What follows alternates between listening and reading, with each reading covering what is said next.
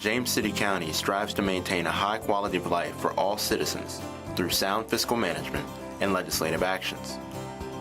In an ongoing effort to increase transparency, your Board of Supervisors holds public meetings to garner citizen input before making important decisions. Here is tonight's meeting agenda.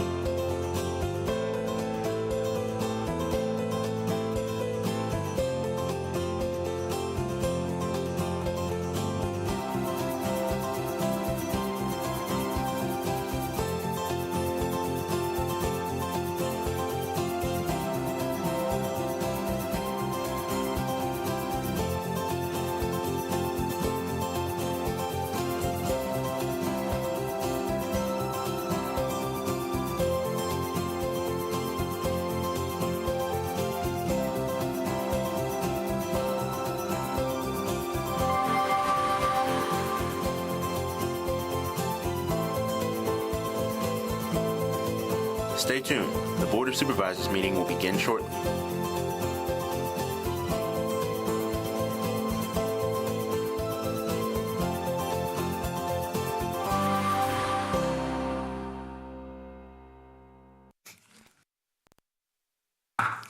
Call this meeting, the James City Service Authority Board of Directors regular meeting to order. Good afternoon, Mr. Powell. Good afternoon. Mr. Powell, if you'll call the roll. Mr. Eisenhower. Here. Mr. Hippel. Here. Ms. Sadler. Here. Mr. McGlennon. Here. Ms. Larson. Here. We have no presentations this evening. No, ma'am. Do we have any speaker cards? No, ma'am. All right. The consent calendar includes minutes from the previous meeting. Motion for adoption? Thank you. All those in favor? Aye. Any opposed? Motion carries. We have no public hearings this evening, no board considerations. Are there any board requests or directives? No, ma'am. All right. Seeing none, general manager's update. Mr. Powell. I don't have anything to add other than what was in the monthly dashboard. Okay. Are there any questions regarding the dashboard? All right. Well, with that, I would ask for a motion to adjourn until 5 p.m. on November 8th, 2022 for our regular meeting. Motion? Thank you. All those in favor? Aye. All those, any opposed? All right. All right. Thank you so much. Thank you. We're adjourned. We'll call this meeting of the James City County Board of Supervisors to order for a regular meeting. Mr. Stevens, call the roll, please. Mr. Eisenhower? Here. Mr. Eisenhower represents the Jamestown District. Mr. Hippel? Here. Mr. Hippel represents the Powhatan District. Ms. Larson? Here. Ms. Larson represents the Berkeley District. Ms. Sadler? Here. Ms. Sadler represents the Stonehouse District and is Vice Chair to the Board. Mr. McGlennon? Here. Mr. McGlennon represents the Roberts District and is Chair to the Board. Sitting to my far left is Adam Kinsman, County Attorney, and I'm Scott Stevens, County Administrator, and it is my pleasure to be Clerk to the Board. Thank you, Mr. Stevens. We traditionally begin our meetings with a moment of silence followed by the Pledge of Allegiance, and we ask a young person from our community to lead us in the pledge. Today, that young person happens to come from the Roberts District, so it's my pleasure to introduce to you Dahlia Quiles. Dahlia is a third grade student at the James River Elementary School. Her mom, Lindsay Johnson, is with her today, and her brother, Makai, and baby sister, Sinara, are also here with us. Dahlia is very interested in art, reading, math, and gardening, and she attends the Ship After School Club. She's also been selected as a dedicated Dolphin of the Month and Athlete of the Week at James River Elementary School, and participates in the Boys and Girls After School program. So Dahlia, if you will come up here, and after we have a moment of silence, we'll ask you to lead us in the Pledge of Allegiance.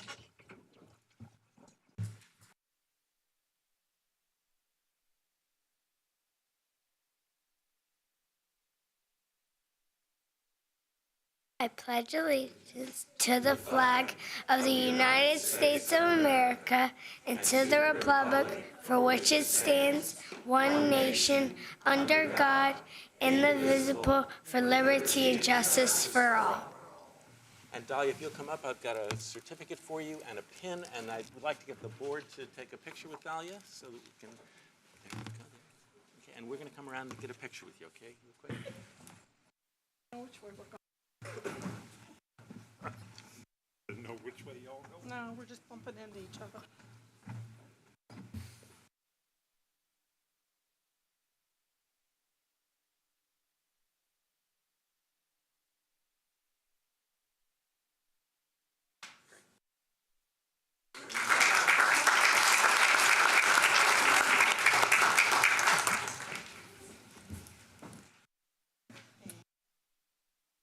All right.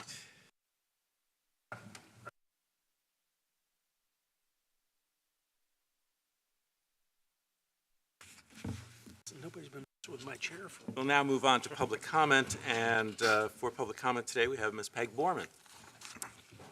Welcome again, Ms. Borman.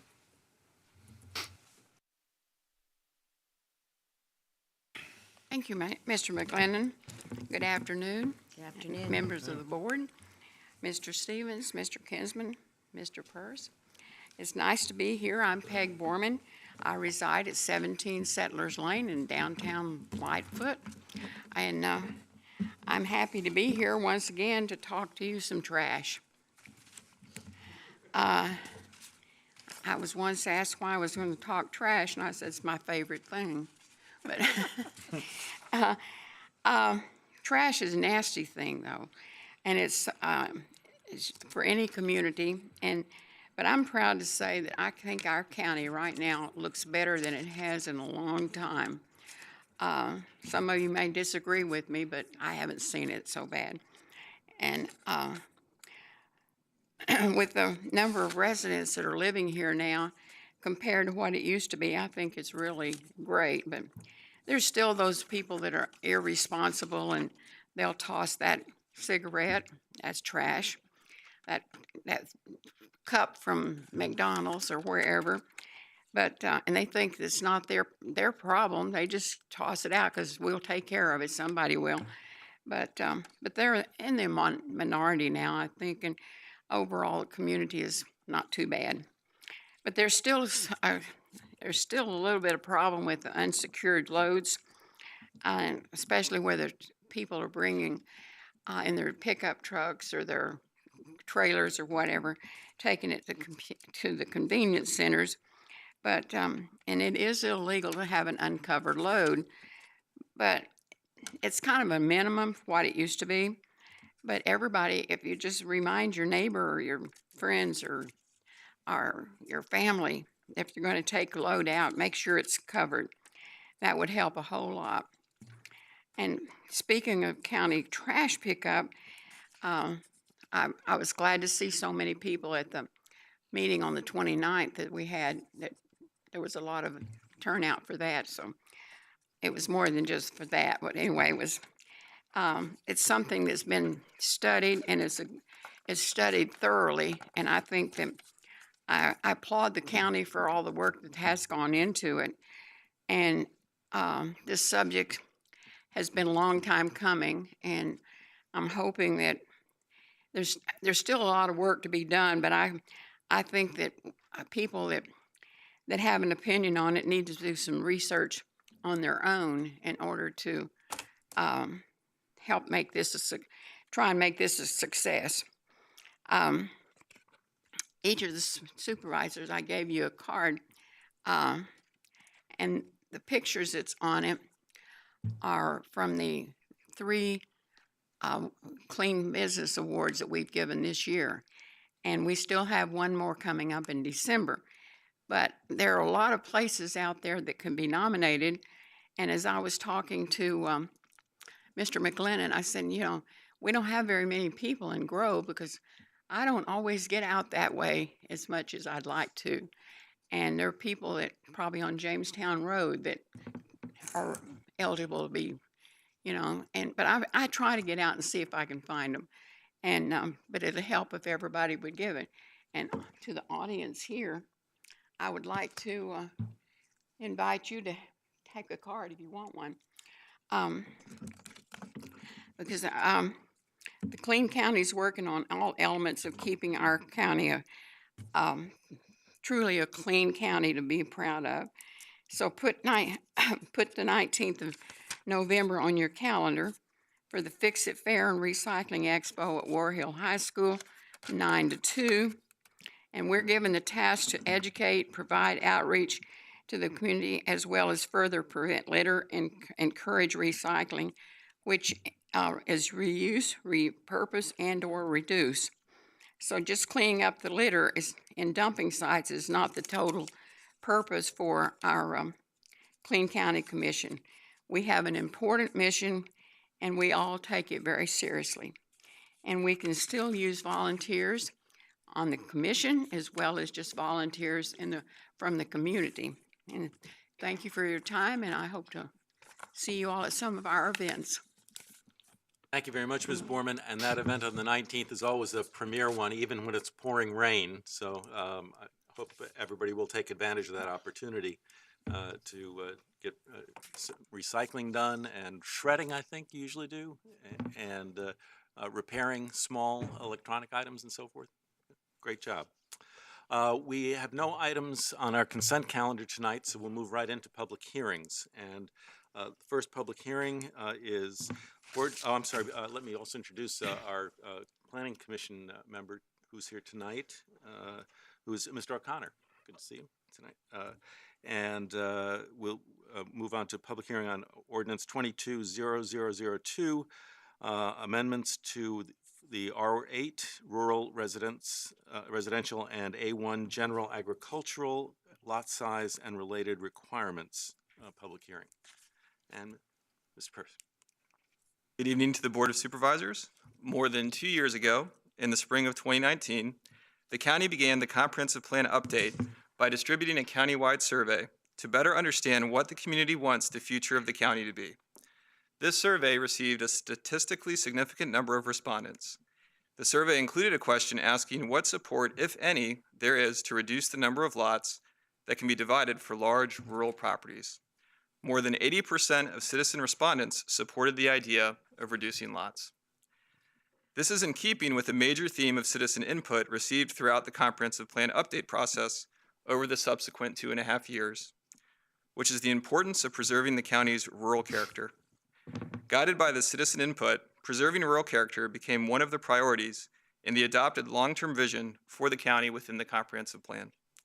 Guidance developed based on this vision states that for areas outside the county's growth area and designated for rural lands, the recommended density is 1 unit per 20 acres.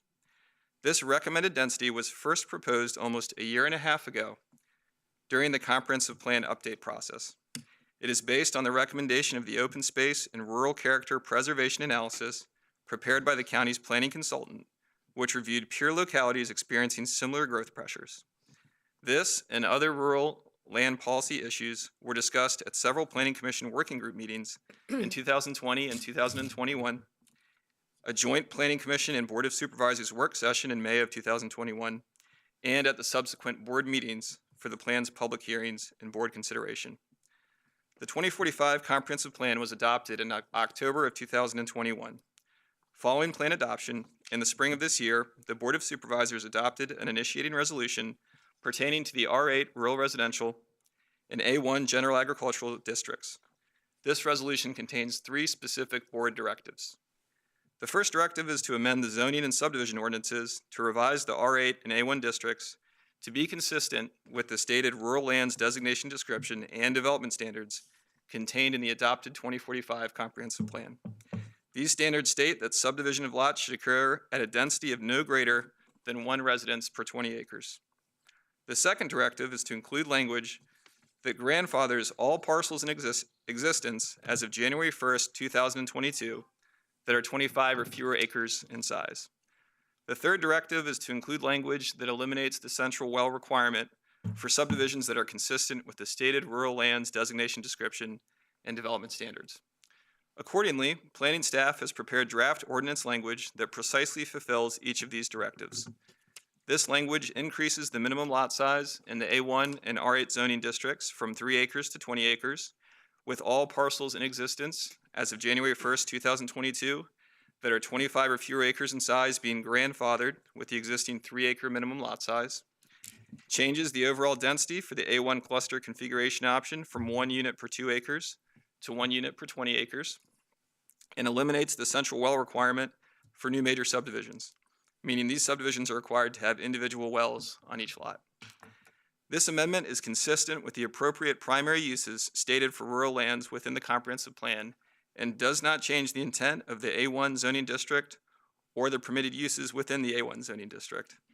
A wide variety of agricultural and forestry uses are permitted or specially permitted, including traditional agricultural and forestry operations, the keeping of horses and other livestock, animal and poultry operations, and wineries.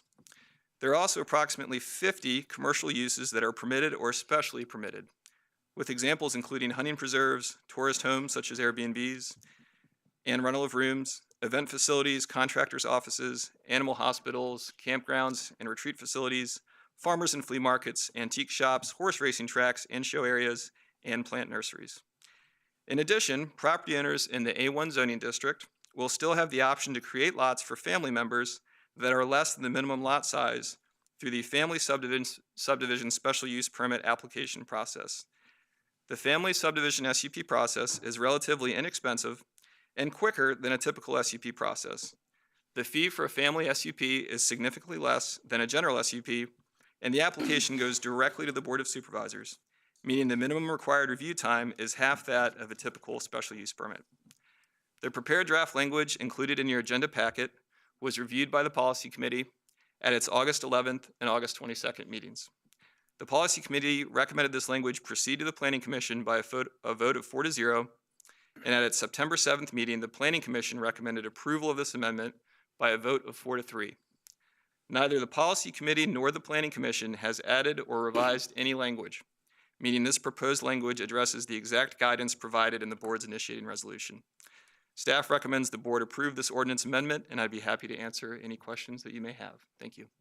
Thank you, Mr. Weissong, and apologies for misdiagnosing you. Oh, for Jason, yeah. I do have a couple of questions. To start with, at the Planning Commission meeting, I do know there was significant confusion, and you did just go over this, but I just want to clarify about the family subdivisions as part of this. Could you please reiterate for everyone who's here how this would affect or not affect family subdivisions and the little special piece of that, if they're in an AFD, how that would differ, perhaps? Yes, ma'am. So currently, if you want to do a family subdivision in the A1 zoning district that is a lot size less than the minimum requirement, you are required to apply for a special use permit for a family subdivision. That process would remain the same. So this does not apply to family subdivisions? Yes, ma'am. It would be the same process. Same process. I Yes, just ma'am. want everyone to understand that. So we're good with that. And then if they're in an AFD, how does that differ? It would not change the process. If you're within an AFD, you would still have to go through the Withdrawal Yes, ma'am. process? The requirements that are within the AFD, you would still have to follow those. Okay, I do know that there was some confusion at the Planning Commission meeting, and I just wanted to clarify that for everyone. And I do have one other quick question for staff, if Mr. Holt might come up real quick.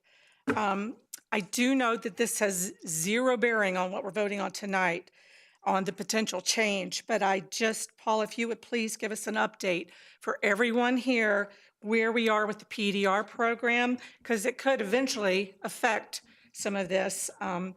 Just maybe briefly give us an update and let everyone know about the presentation that you gave us recently. Sure, that'll be fine, Mr. Chairman, members of the board. Good evening. So over the past several years, the board has taken several concrete steps towards rebuilding its open space preservation program. In fiscal year 21, for example, the board approved additional staff resources to manage our existing easements and to begin to work on new opportunities. Last fiscal year and the fiscal year that we're in, the board allocated funds in the county's budgets, adopted budgets. We've got about $1.6 million available currently between the 2 years and some previous older existing funds that could be used towards future preservation efforts. As these funds build over time, the county will be in an even stronger position to talk to property owners, to work with partners, and to receive matching grants towards new conservation easements. And the work session or business meeting that you referred to here most recently was in May of this year. Board received an overview from staff on the various tools and the funding resources, and At that time, you may also remember, we highlighted a graphical decision tree that's available as a resource that attempts to match up the best tool with the property owner's desires for their property and what timelines best meet their goals and plans, whether that's a shorter timeline or a longer timeline. And we have that posted on our website and can make that available as well. And where would people go to find that on the website? Navigate to community development and then to the comprehensive plan. We've got it included within the open space discussion portion of our adopted comprehensive plan. And if somebody can't find it because it's a lot of pages, they can email the department and we'll send them that one page just directly. Very good, thank you. Shortcut I all of that. appreciate the updates that you've given us, and the presentation in May was very helpful. And I'll just follow up with that and saying I look forward to further discussions about that as we progress through all of this with the criteria and guidelines and everything that's going to come along with that. And I'll just say it right here, if this passes tonight, I will be supporting the PDR program so that we can compensate our landowners who may qualify. More to come. Thank you very much. Appreciate your help. Thank you. Any other questions for staff? Yeah. No? All right. Mr. O'Connor, would you report on the Planning Commission's actions? Thank you for being here tonight. Chairman, members of the board, good evening. I just want to thank Mr. Weissong. He saved me and you a lot of my notes. He did a great job summarizing our last meeting and some of the concerns that came up. But as you're quite aware, this has been something that has been thoroughly discussed, researched, debated, not just this past comp plan, but multiple comp plans before. And ultimately, this adopted comp plan included the change to 1 to 20 acres in rural lands. Again, I think Mr. Weissong did a great job summarizing our last meeting, and as you're aware, the Planning Commission approved this recommendation to the board by a vote of 4 to 3. Those in favor voted largely due to its compliance with the comp plan's stated goals, and those not in favor were opposed primarily to the concern as to whether 25 acres was the correct number for grandfathered acreage, and that there were currently other impacts to these rural land parcels under consideration, but not yet before you, including setbacks along scenic roads and developable acreage. So for some of us, and me in particular, I viewed that as incomplete for at this time. So I wanted to get through those pieces prior to voting in favor of the 1 to 20. So happy to answer any questions if you have any. I don't have any, but I would like to recognize Mrs. Barbara Knoll, who's here, who is the Planning Commission rep for Stonehouse as well, if there's any others here. But thank you. Any questions for Mr. O'Connor? If not, thank you very much, Mr. O'Connor. My pleasure. Appreciate Thanks. it. And so I will go ahead and then open the public hearing. And the first speaker card that I have is for Linda Rice, who will be speaking as a group representative. Ms. Rice?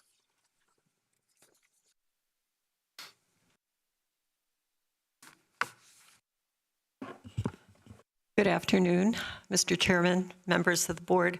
My name is Linda Rice. I live at 2394 Forge Road, Toano. I'm here tonight representing our community organization, Friends of Forge Road in Toano, and we have several members there in the back row. Before getting into the comments, I'd like to mention that as Mr. Weissong has alluded to, what you're going to be voting on tonight with regard to this amendment has been a long time coming. I've lived on Forge Road for almost 45 years, and Friends of Forge Road in Toano has been in existence since about 2004. And during that time, we've really worked on a couple of issues. One has been the preservation of rural lands. One is the emphasis of the importance of the history in many places in the upper county. And then also most recently, I would say a renewed emphasis on these rural lands being used for the purpose of either agritourism or agribusiness. And we have some examples of that presently really on Forge Road as well as some other areas in the county. Friends of Forge Road in Toano applauds the Board of Supervisors for unanimously adopting the initiating resolution on March the 8th, 2022, which called for consideration of amendments to the zoning ordinance and subdivision ordinance to establish lot sizes in the R8 and A1 zoning districts that are consistent with the stated rural lands designation description and development standards of the 2045 Comprehensive Plan. And as I mentioned, our organization strongly supports these amendments. We also acknowledge the concerns of long-established property owners in our community and their desire for flexibility in the disposition of the land. After all, we all are neighbors. However, there are other property owners whose concerns must also be addressed. And some of these are owners of working farms and/or agritourism businesses who depend on the rural environment for their livelihood and quality of life, owners of properties who purchase their homes in agricultural areas for the specific purpose of living in a rural environment, as my husband and I did years ago, owners of homes throughout James City County, many of whom are fixed-income retirees who bear the ever-increasing tax burden of residential growth and the resulting demand on schools and other essential services. We respectively submit that the needs of all property owners in James City County should be considered whether their land has been in the family for 100 years or whether they just moved in. We also acknowledge and value private property rights. We agree that those rights should be respected. However, those rights must be exercised within the confines of zoning laws, building codes, and other restrictions and guidelines. No property owner in James City County is permitted to use, subdivide, develop, or build on their land completely as they see fit. That's how it works. The year 1975 is when the first comprehensive plan was approved by the Board of Supervisors. In this original plan, the primary service area was established. And as stated in the comp plan, the PSA is our county's foundational, longstanding growth management tool. Inclusion of their land in the PSA has been relied upon time and again by property owners to justify development. This has resulted in the expansive residential, commercial, and industrial growth which we have all witnessed in James City County. However, rural lands are different. The rural land designation description in the 2045 Comprehensive Plan states residential development is not a recommended use and is discouraged outside the PSA in the rural lands. And this statement has been in the county's comp plan since inception. In survey after survey, the vast majority of citizens have repeatedly affirmed their desire to maintain the character of rural lands. Are we honoring the stewardship in James City County?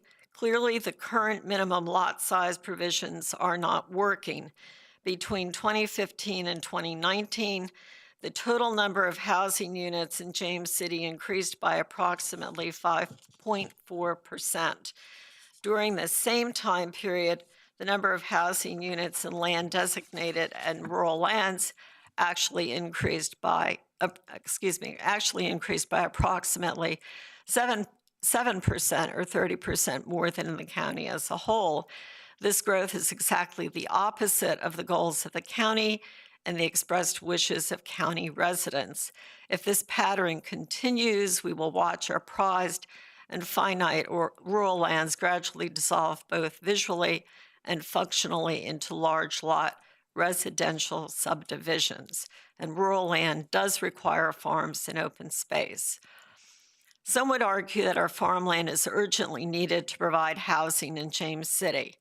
These facts do not support this. Using county data, our planning staff has concluded there is a capacity for 10,608 additional dwelling units within the PSA.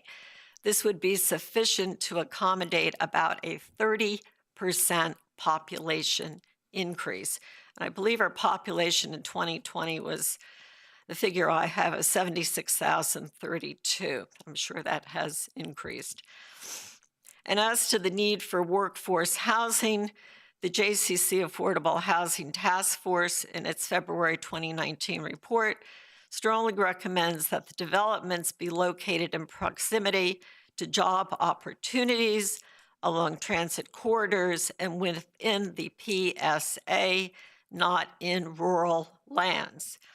Again, the proposed change in lot size implementing the adopted comp plan is a balanced approach. The Planning Commission work group studied the issue of lot size and rural land preservation extensively, considering the experience of other high-growth Virginia counties. The group's conclusion was that, in general, the most successful zoning for rural protection has been achieved in the 20 to 50 acres per dwelling unit range of density. 1 unit per 20 acres is, in fact, a modest proposal. Finally, the proposed amendments provide ample accommodations for existing landowners.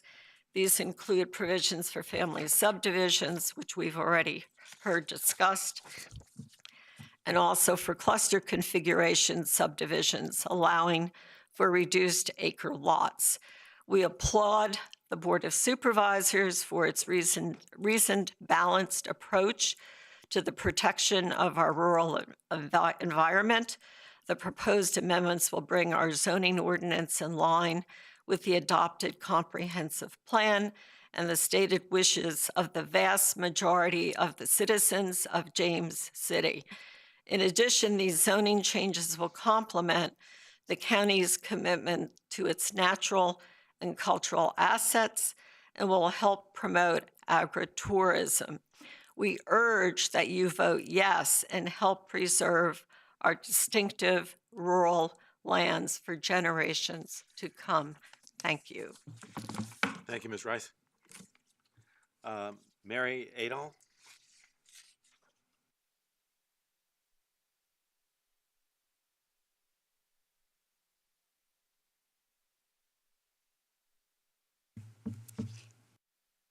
My name is Mary Adol, 2724 Forge Road. Thank you so much for letting me voice my concerns tonight against this proposed A1 zoning amendment. James City County has a history of recognizing and supporting property rights and home ownership. This proposed sevenfold downsizing in A1 represents a marked change in policy for the county and is an attack on both property rights and home ownership.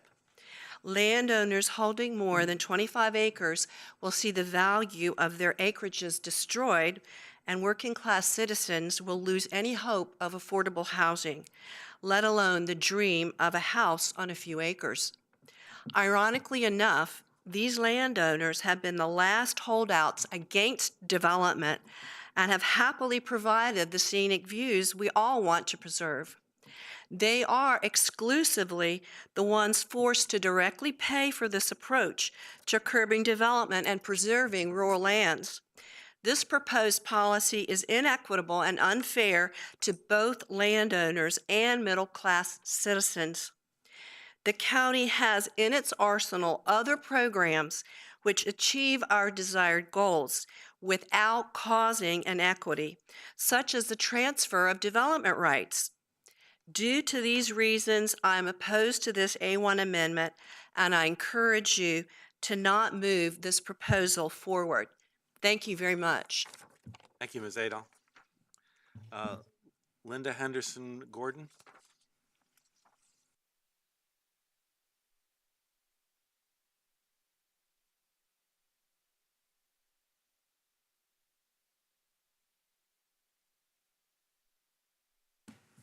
Good evening. Wow, I hardly recognize the James City County I knew and loved. Admittedly, it's been quite a while since my ancestors came to Jamestown, and since I was born in Bell Hospital, attended Matthew Whaley Elementary School, James Blair High School, and William and Mary. In my time, my daddy was head of the Planning Commission. My cousin, the Commonwealth's attorney, and my grandfather, who brought his bird dog Joe from Toano in the trunk of his Chevrolet to spend the day under the desk he had to purchase for himself, was Commissioner of Revenue for James City County. Looks as if the Planning Commission, Board of Supervisors, and James City County have come up in the world, perhaps too far up. Sadly, government on all levels has forgotten that they are elected to be the servants of we the people. They have become professional experts at demanding and spending OPM, other people's money, for never-ending new projects. Now they're embracing a new strategy controlling OPP, other people's property, and they are never satiated. A UVA study indicated that developing previously undeveloped areas costs governments money because the new residents demand infrastructure expansion. I think this has been proven to be a fact in James City County. Now you need green space from those who have resisted development pressures. Now you want to limit rural areas to one dwelling per 20 acres. It will probably be one dwelling per 50 to 100 acres in the future. None of this sounds like a local government's proposal because it isn't. Phrases like sustainable development, common goals, wildlife corridors, etc. sound good, but are liberty annihilating. It's all part of the union between local governments under ICLEI, the United Nations, and the World Economic Forum. I was told that James City County withdrew from ICLEI due to citizen pressure, but obviously you still have the ICLEI mindset.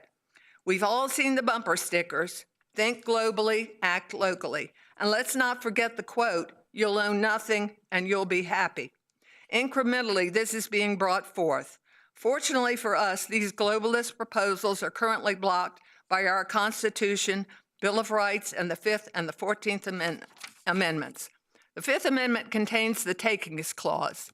There are two ways government can take privately held property. One, by eminent domain, taking title with just compensation, and two, by imposing regulations that diminish and devalue property, leaving title and taxes to be paid by the robbed landowner.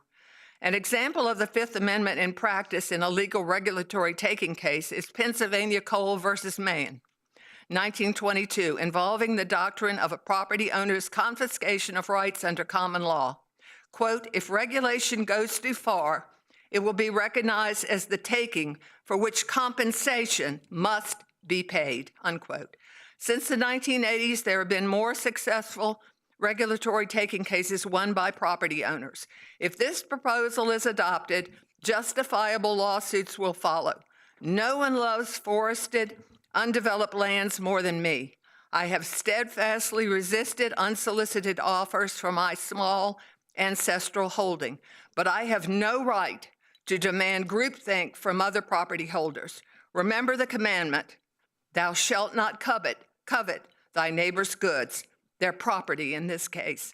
I urge our James City County Supervisors to reject this proposal, which illegally usurps private property's vested rights and violates protections under the U.S. Constitution. We are Virginians. We are landholders of James City County, the mother county. Your job should be to encourage and thank us for retaining some open space, not stealing our property's value. Vote to save that which has not already been lost. Preserve our God-given property rights. Preserve freedom's birth in this county.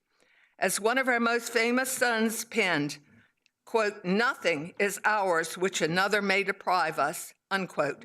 Thomas Jefferson to Mary Causeway in 1786. Also, quote, by nature's law, every man has a right to seize and retake by force his own property taken from him by another, by force or fraud. Thomas Jefferson at Batour, New Orleans in 1812. I implore you to uphold our constitutional liberties and protect our property holdings. Sic semper tyrannis. Ms. Gordon, would you mind stating your address, please, just for the record? Address? Yes. Well, here in Williamsburg or James City County, I live on Route 5, and I currently live on the eastern shore of Virginia. But I also have So that we have an address in the record, that's all. Okay. Hayden, what is the address in? 4994 John Tyler Highway. Thank you very much. 2000 Bushneck Road, and other holdings on Forge Road. Okay. Thank you. Thank you so much. Hayden Gordon?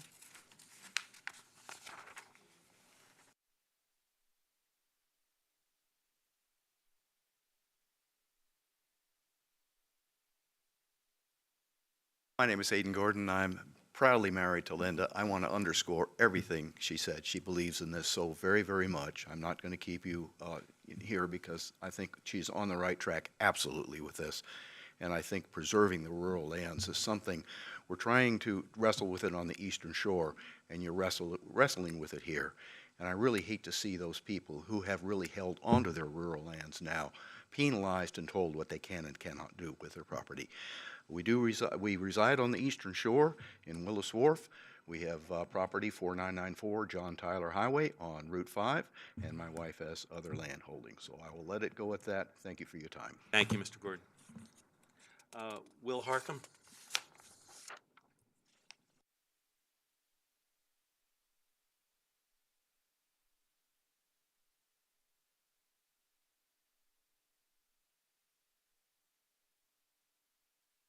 Good evening. My name is Will Harcum. I currently live at 108 Arena Street in Williamsburg, and my family's farm is located at 3183 Chickahominy Road in Tawano. I grew up working the land in Tawano, Norge, and Lenexa, and I'm the youngest member on the James City Agriculture and Forestal Advisory Committee. I feel that this should more than qualify me to speak on the importance of preserving rural lands. Let me start by stating that I'm 100% in support of keeping western and upper James City County rural, but this is not the way to do it. This rezoning will effectively hamstring landowners who actually put the decades into keeping the county rural across generations. Pay attention to who's pushing and supporting this ordinance. Rich Transplants. Not so coincidentally, it supports their ideology of what rural land should look like. 20-acre lots with a giant mansion parked in the back. Maybe a couple of horses. This isn't agriculture. This isn't forest. This is effectively just upper-class urban sprawl. They don't want to be inconvenienced with eyesores on their way home from the farmer's market, but they can hang a farmhouse sign over their mantle in their $500,000 homes. These so-called Friends of Forge Road are only helping themselves, not the large family farms that used to dominate this scenic corridor. Families on Forge Road like the Cottrells, the Doziers, the Marshalls, and the Taylors. Families on Chickahominy like the Boyds and the Graves. They were mine and my father's mentors and friends.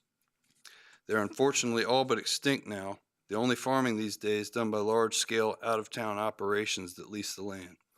The remaining family of these once prominent farms will now be stuck with land worth a fraction of its current value, likely with no way to keep it afloat if things were to go south. It is common practice for family farms to sell off small lots from the front in times of hardship, be it financial crisis or illness. The intent is to be able to keep the family farm actually in the family. What would happen now? My example, if a family with a 60-acre farm needed to sell some property to keep themselves afloat, they would have to part with an entire third of the farm. This would defeat the whole purpose. Hurts to say it, but in my opinion, lower income families, this is their way of keeping you out. Who can afford a 20-acre lot that doesn't produce a profit? The Friends of Forge Road, that's who. It should be noted that of the 7 planning commissioners, 3 of which I applaud for voting against, 5 of them live on less than half an acre and another lives in a retirement community. These are the folks that voted to put this 20-acre minimum lot size before you. I'd ask you, the Board of Supervisors, would you be impacted by this ordinance? If not, I feel it would be hypocritical to oppose this upon others, the folks most invested in keeping James City rural. To reiterate, I don't want to see Tawano, Lenexa, and Barhamsville become Newtown, but it doesn't need to be at the expense of a few. Push for more enrollment in the AFDs. Amend the AFDs to allow for more properties that wouldn't currently qualify to enroll so they can benefit from the tax breaks while also slowing development and growth. Find other new incentives making it possible for landowners to retain acreage. You would effectively be subdividing this scenic atmosphere on the backs of the people who are already invested in doing so. I can promise you exactly what will happen if this ordinance passes. You won't see miles of green space throughout the county, throughout the back roads of the county, but hundreds upon hundreds of acres of solar panels in your backyard, because landowners will be placed in a position where they need to decide the difference between selling cheap or leasing to a solar farm. This isn't right, and the folks pushing for it are the ones unaffected. They did not put in the time and effort, and they just want something for free. And I'd like to say that my father wanted to be here very badly, and y'all are lucky you're off the hook. He's not here to speak. Thank you for your time. Thank you, Mr. Hart. Gary Massey?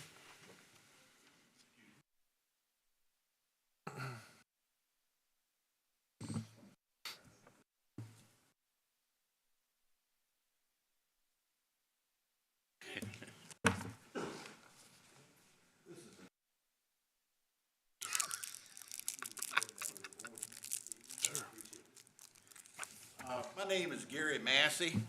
I live at 8644 Mary Oaks Lane in Toanna. I and my family own 10 parcels with A1 zoning. The parcels range in size from 2.26 acres to 106 acres. Some of the parcels are being used for residential purposes, and others are being used for permitted special uses. 9 of the parcels are outside the PSA, and one of them is within the PSA. I currently have a boundary line adjustment affecting 4 of those parcels under staff review. I read and listened to Mr. Wysong's presentation, and there's great momentum behind this ordinance amendment. And the momentum started, I understand, with the comprehensive plan update, but it has come from this board. As I listened to the Planning Commission and explanations as to where the 25 acres came from, it came from this board. And I understand there's great momentum for you to pursue this ordinance amendment, but I also think it's time for you to stop and reflect, because I don't think you have it just right. And I'm asking you to vote no on the current amendment.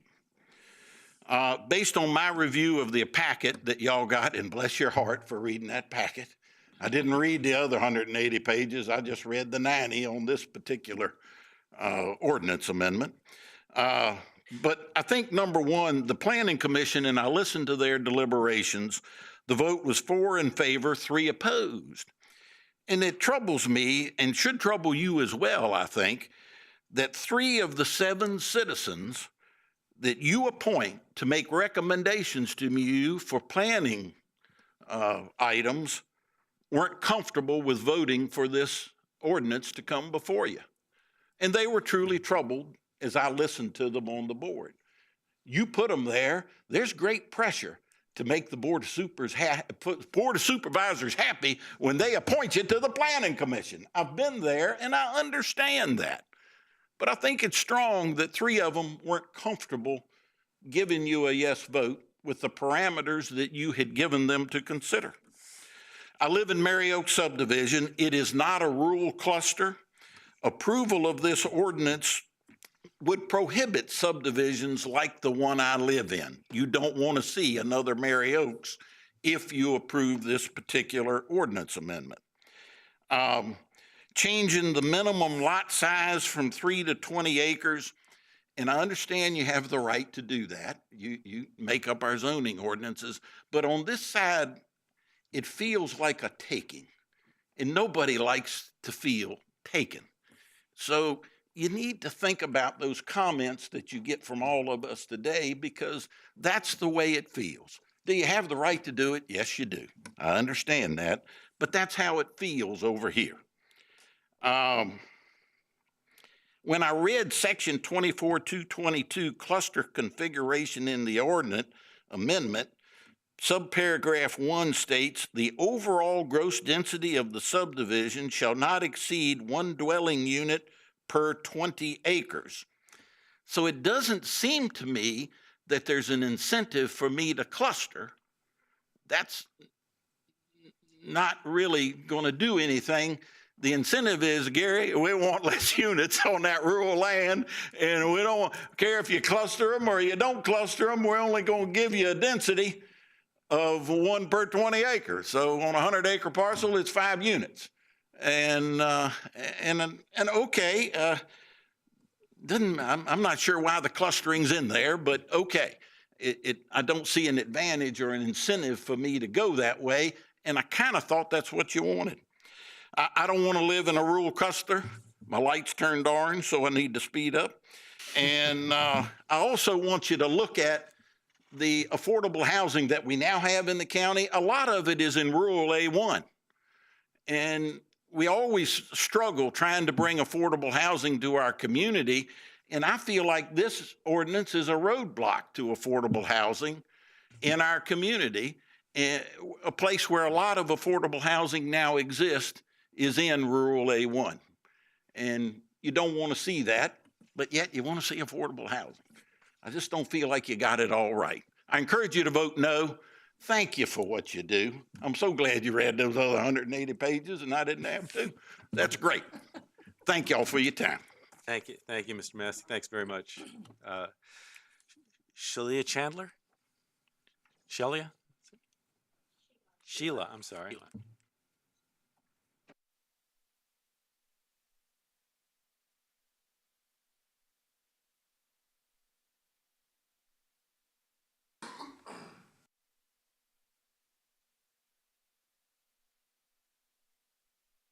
I know all the planning commission people over here. My name is Sheila Chandler. My husband and I have Chandler Farm on Newman Road. It is a farm that's been... Just for the record, would you mind just giving the address, Ms. Oh, okay. Thank you. 7900 Newman Road is their personal address. The farm address is 7742 Newman Road. Thanks very much. This farm has been in Kenny's family since his grandfather, and we are now going into the 6th generation in February. There'll be 6 generations on this farm that has either lived there or been born there.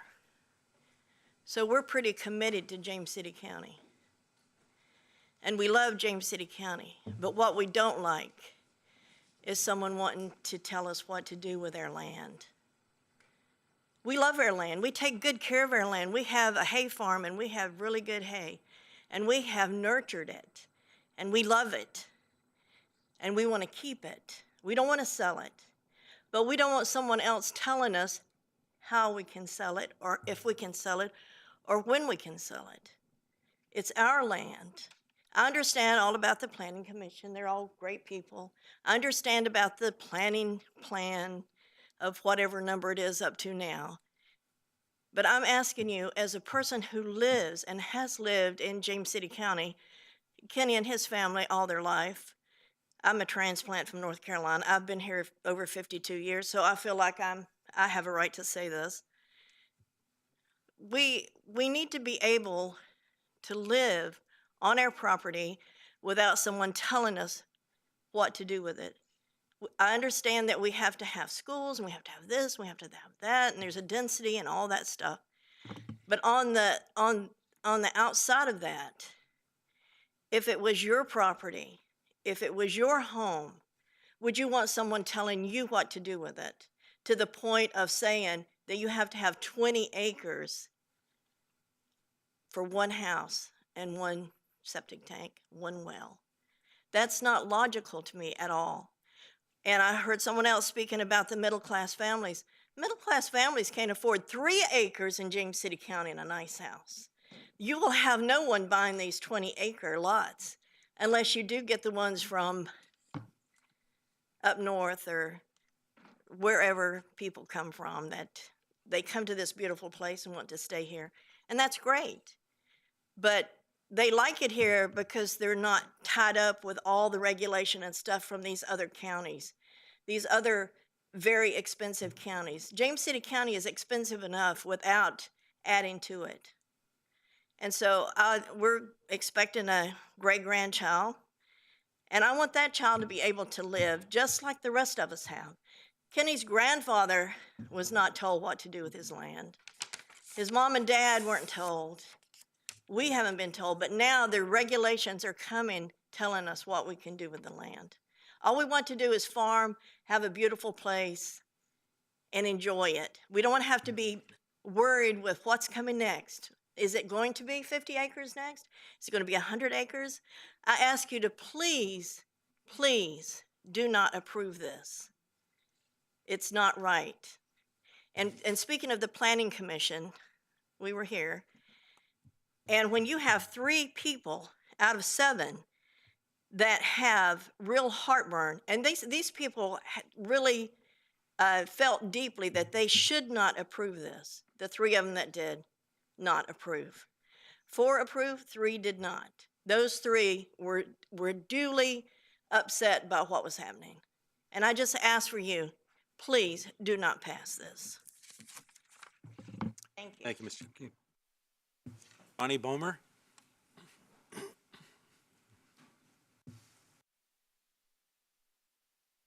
Good evening, ladies and gentlemen. I'm Ronnie Bomer. I reside at 115 Wilderness Lane here in Williamsburg. I'm a 4th generation owner of multiple parcels that my family owns throughout James City County.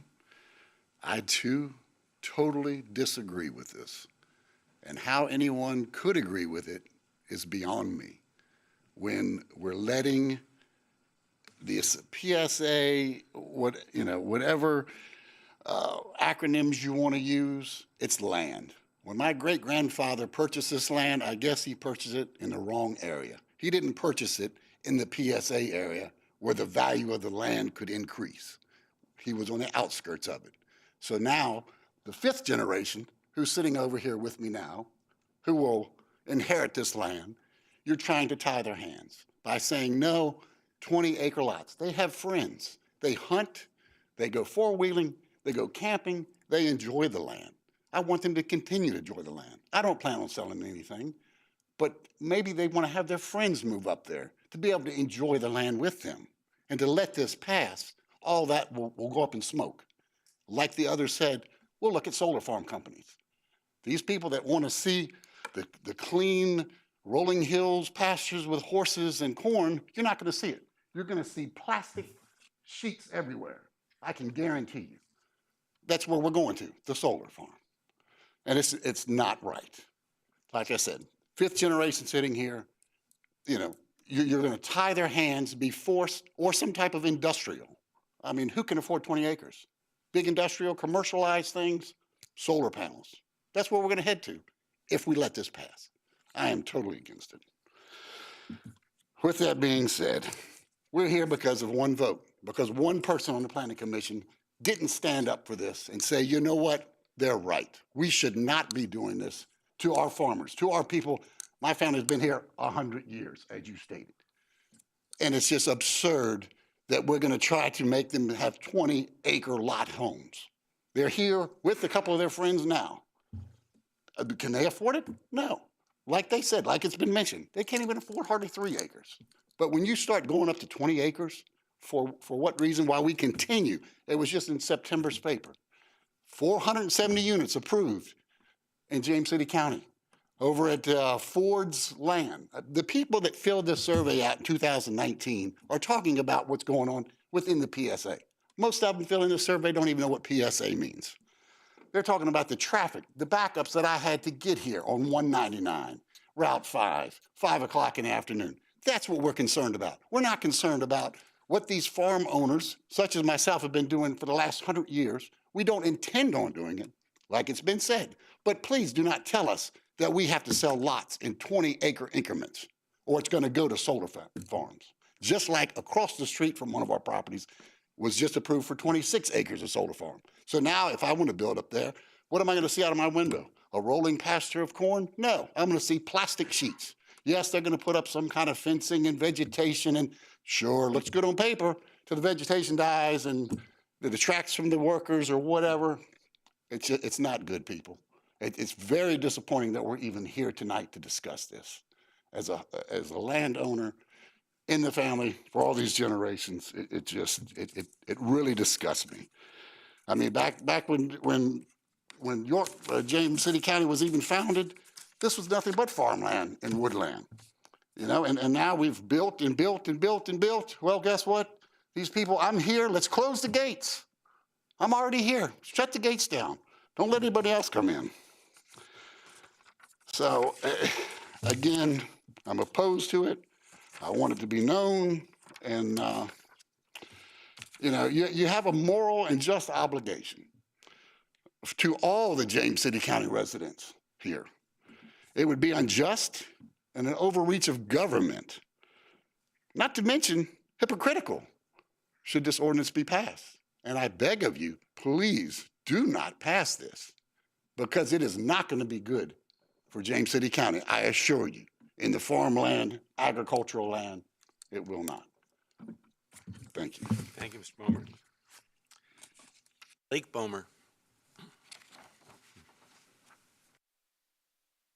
Hello, my name is Blake Bomer, son of Ronnie Bomer, also at 115 West, 115 Wilderness Lane. I'm going to be a 5th generation of this farm. I'm highly opposed to this. Like they said, who's affording 20 acres? Nobody. Our house is on 1.5. Couldn't, no way. I don't plan on developing it, and I could probably speak for others. They definitely won't. This is just to please the eyes of people that helped overdevelop James City County. And I don't see how that's right. This is throwing any property rights out the windows and just tossing our money straight away. If this gets passed and I get in tight money situations, I could see solar farms being a thing, because nobody's buying 20 acres from me. Like he said, friends are sitting right there. If they wanted to move up there with me, probably couldn't do it with 20 acres. And even if it's family, we're being charged for that with fees for these special use permits. I just don't see how this is fair. So please, future generation, please don't. Thank you. Randy Taylor.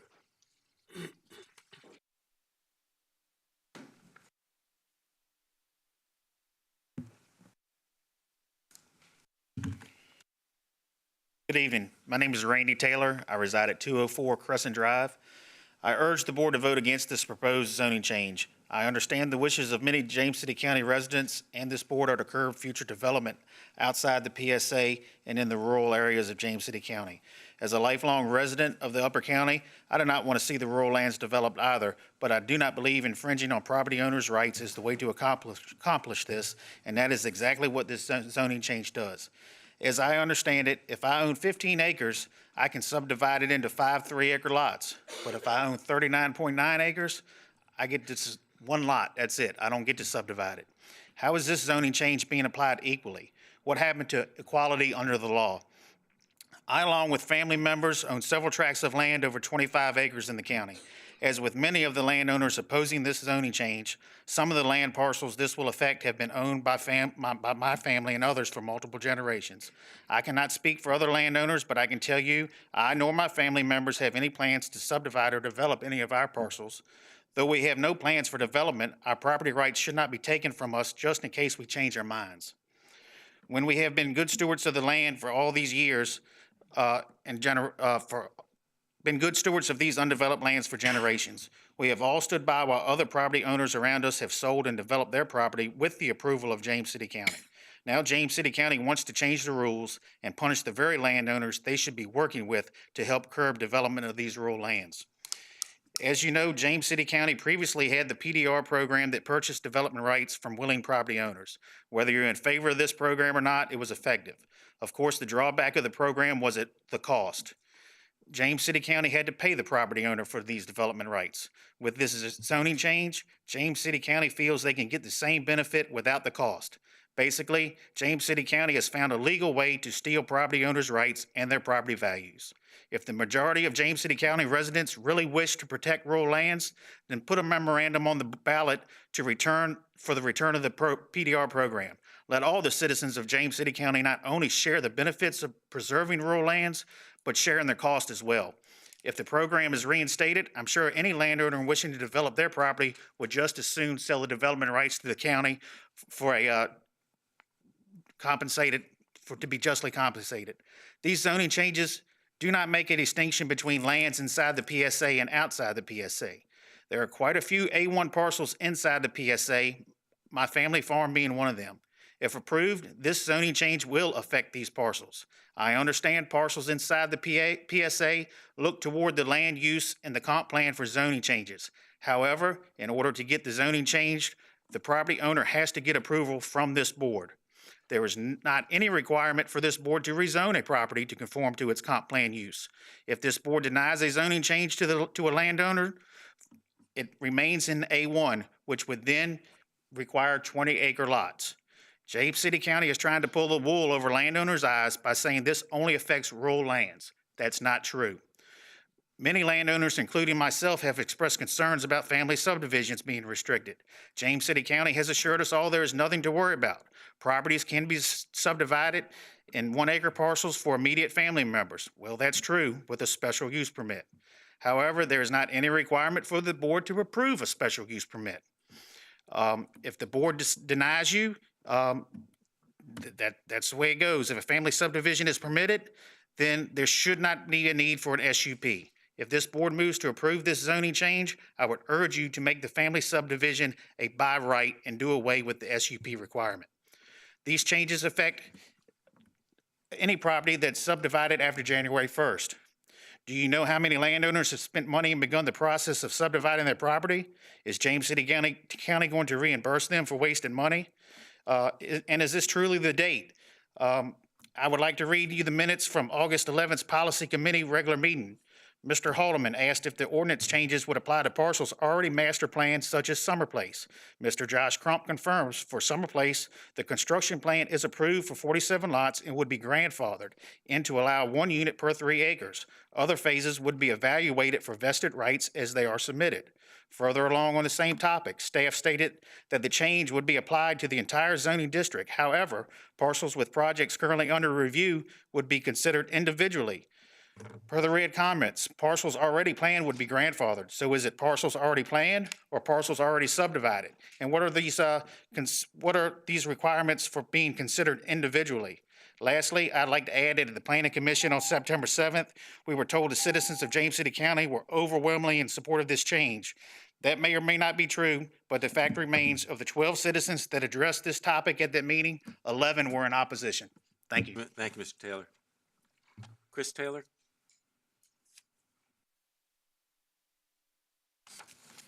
Good evening, Chairman and members of the board. My name is Chris Taylor. I reside at 3921 Powhatan Parkway, James City County.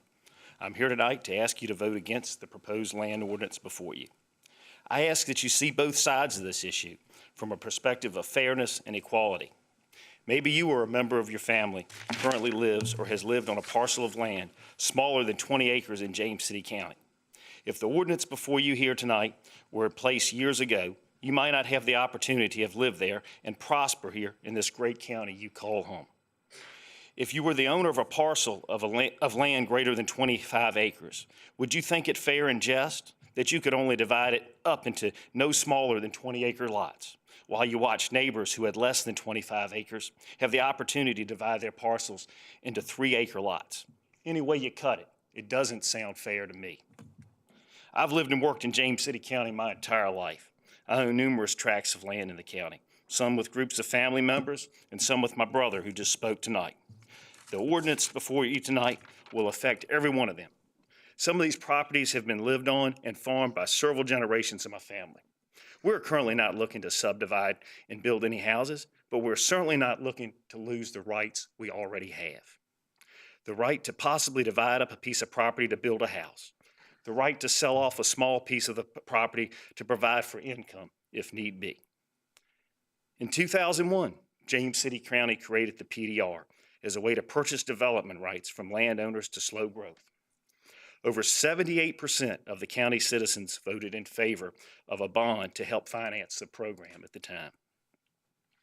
The point here is that the county board and staff, as well as citizens, believe that if you step in and take rights away from the landowner, they should be compensated under the law.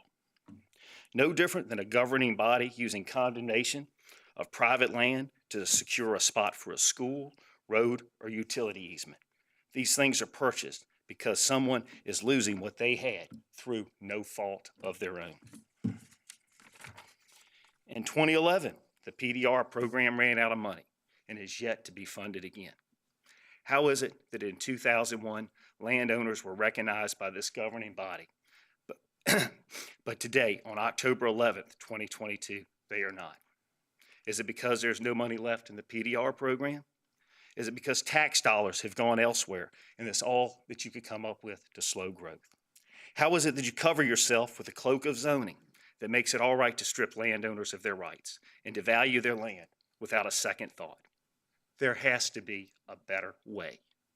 James City County is a beautiful place, and I want to see rural lands preserved, but not at the expense of such a small few who own land. Over the years, I've seen countless people at this very podium speak and stress how they want to see rural lands preserved. If you pass this ordinance tonight, you are hurting the very people that have been preserving these rural lands for generations. If you think your constituents want to protect rural lands, come up with new ways to promote and structure the AFD program, or develop something similar to the PDR program. Let the people who want to voice their options put their money where their mouth is. Step up and help pay for options that a landowner may choose before selling their land for more development. I understand that everyone would like to preserve rural lands, especially if they don't have to pay for it. It is easy for most to do. If they can pass all that burden on the landowner, and if this passes tonight, that's exactly what each one of you are doing, is passing it on to the landowner. As I listened to the comments from the speakers at last month's Planning Commission, I could tell you that family subdivisions are important to other landowners as well as myself. The commission and staff assured us that they will still be permitted with an SUP. My question is, why? Why do you need an SUP? If your family subdivision meets the criteria, you should be able to pay a filing fee or a permit fee, and that should be it. An SUP requires board approval. It is not guaranteed. In truth, subdividing an acre of land for an immediate family member is not a guaranteed right. It is a right at the discretion of the Board of Supervisors. It is a right, and to say that is anything else but untrue. The items I've listed, the comments and concerns that you have heard and will hear from other landowners that are here tonight, the drastic change from 3 acres going to 20 acres lots, these are the reasons I urge you to vote no on this proposed change. Thank you for allowing me the opportunity to speak to you tonight and give you my perspective on this. Thank you, Mr. Taylor. Whit Richardson.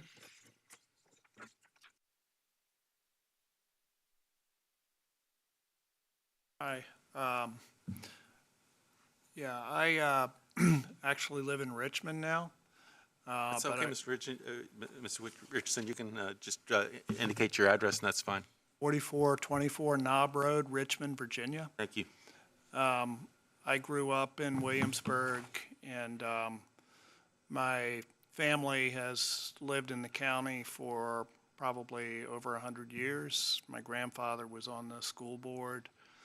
My father was a builder and very active in the community and in James City County for many years.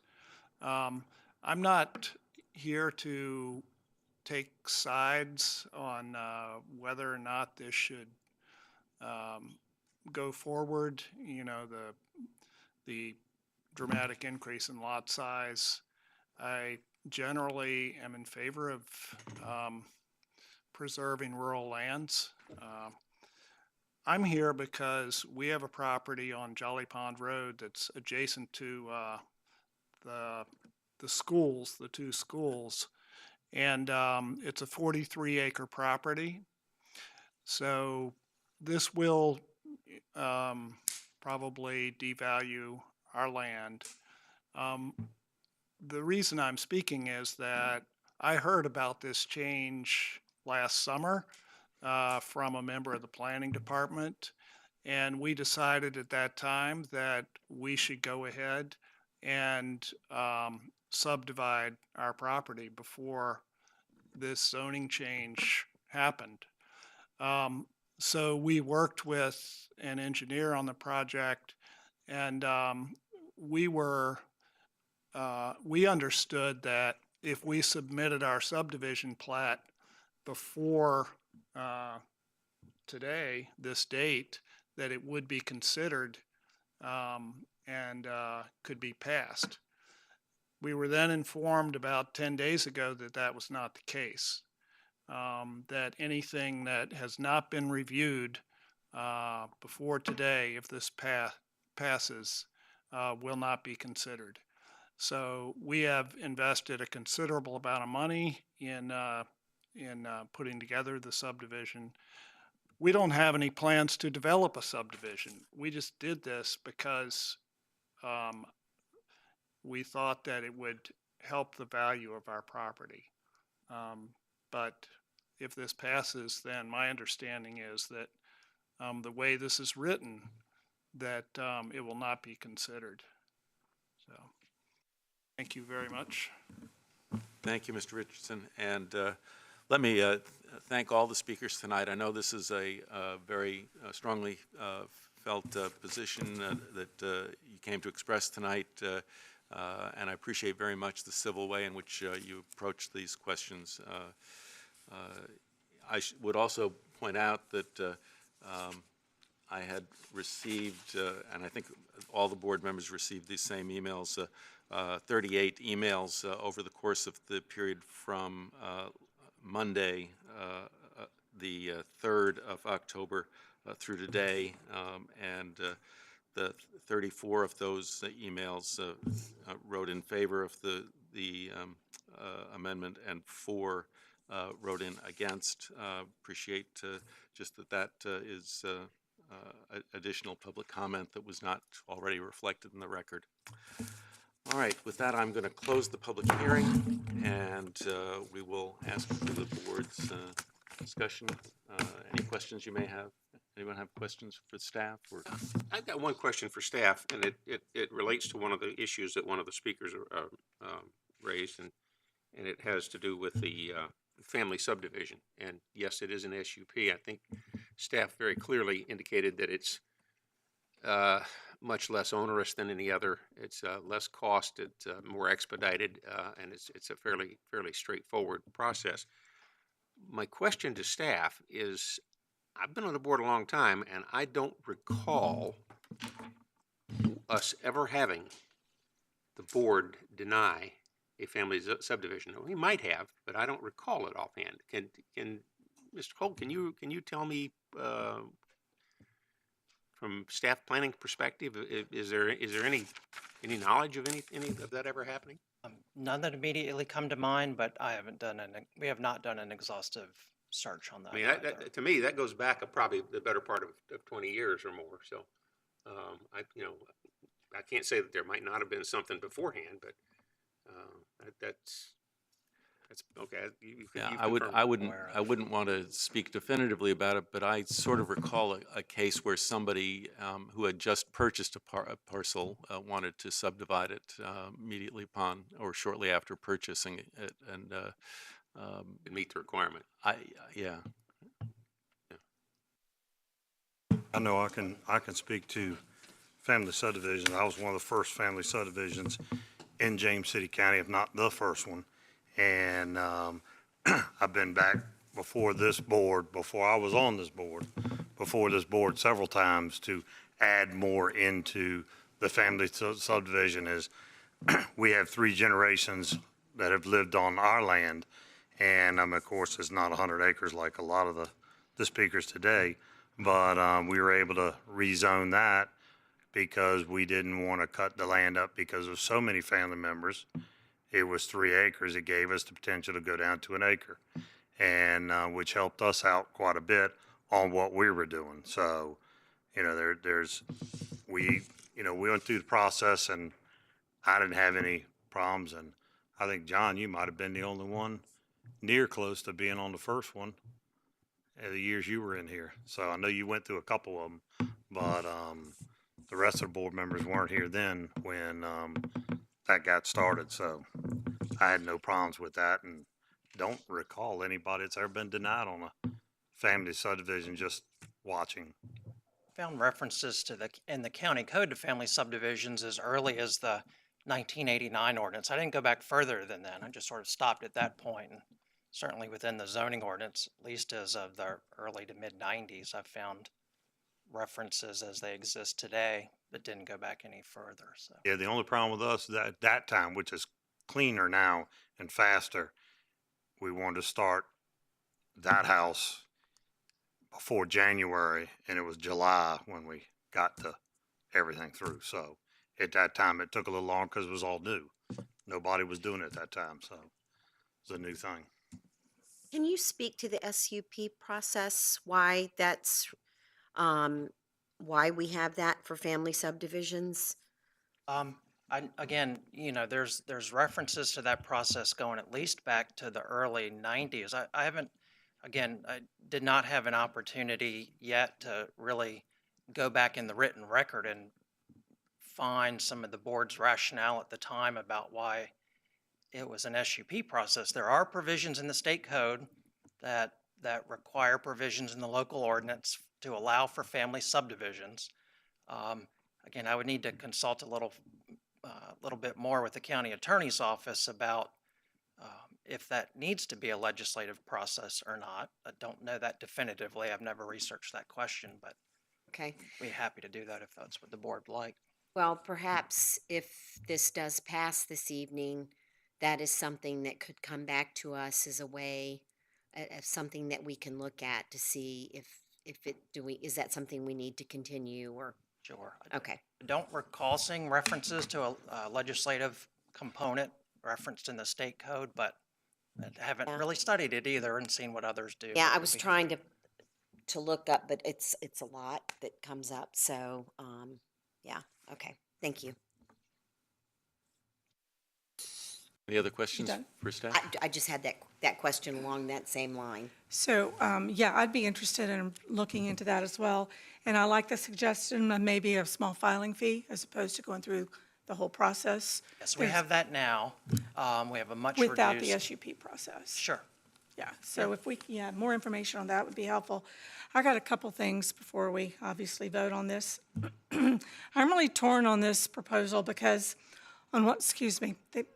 whatever's blooming is killing me tonight. Because I understand everyone's concerned about more development in the county, the need for services such as police, fire, schools, and everything that the county provides. I understand that. And that's at taxpayer expense. On the other hand, I understand the concerns of our farmers and landowners, expressing that the land's been in their family for generations. They want to protect their inheritance. They want to protect their investment, and come from a family of farmers in another state. My dad still has a small family farm. He's up in his 90s, and he's doing the best he can to stay out in the field, but I understand. I will say if this does pass, I'd like to reiterate, I will fully support the PDR program. And I'm looking forward to working with staff and hearing more about what we can do to get that up and running and to make sure that this is funded to however we can fund it to help with our landowners. I wish the community wells component was separate because I am in favor of removing the community well aspect of this and ending that particular program. I hope also that if this passes tonight, that the county will be in contact with our landowners and vice versa to come up with creative ways in which land can be utilized to uphold the value as best, but there are creative ways.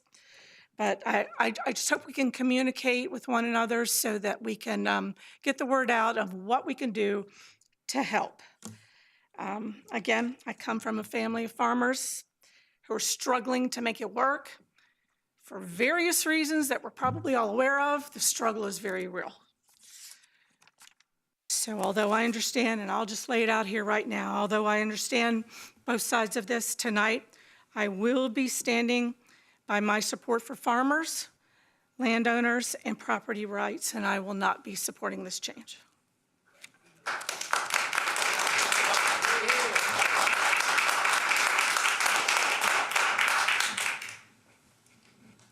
Just to speak to the,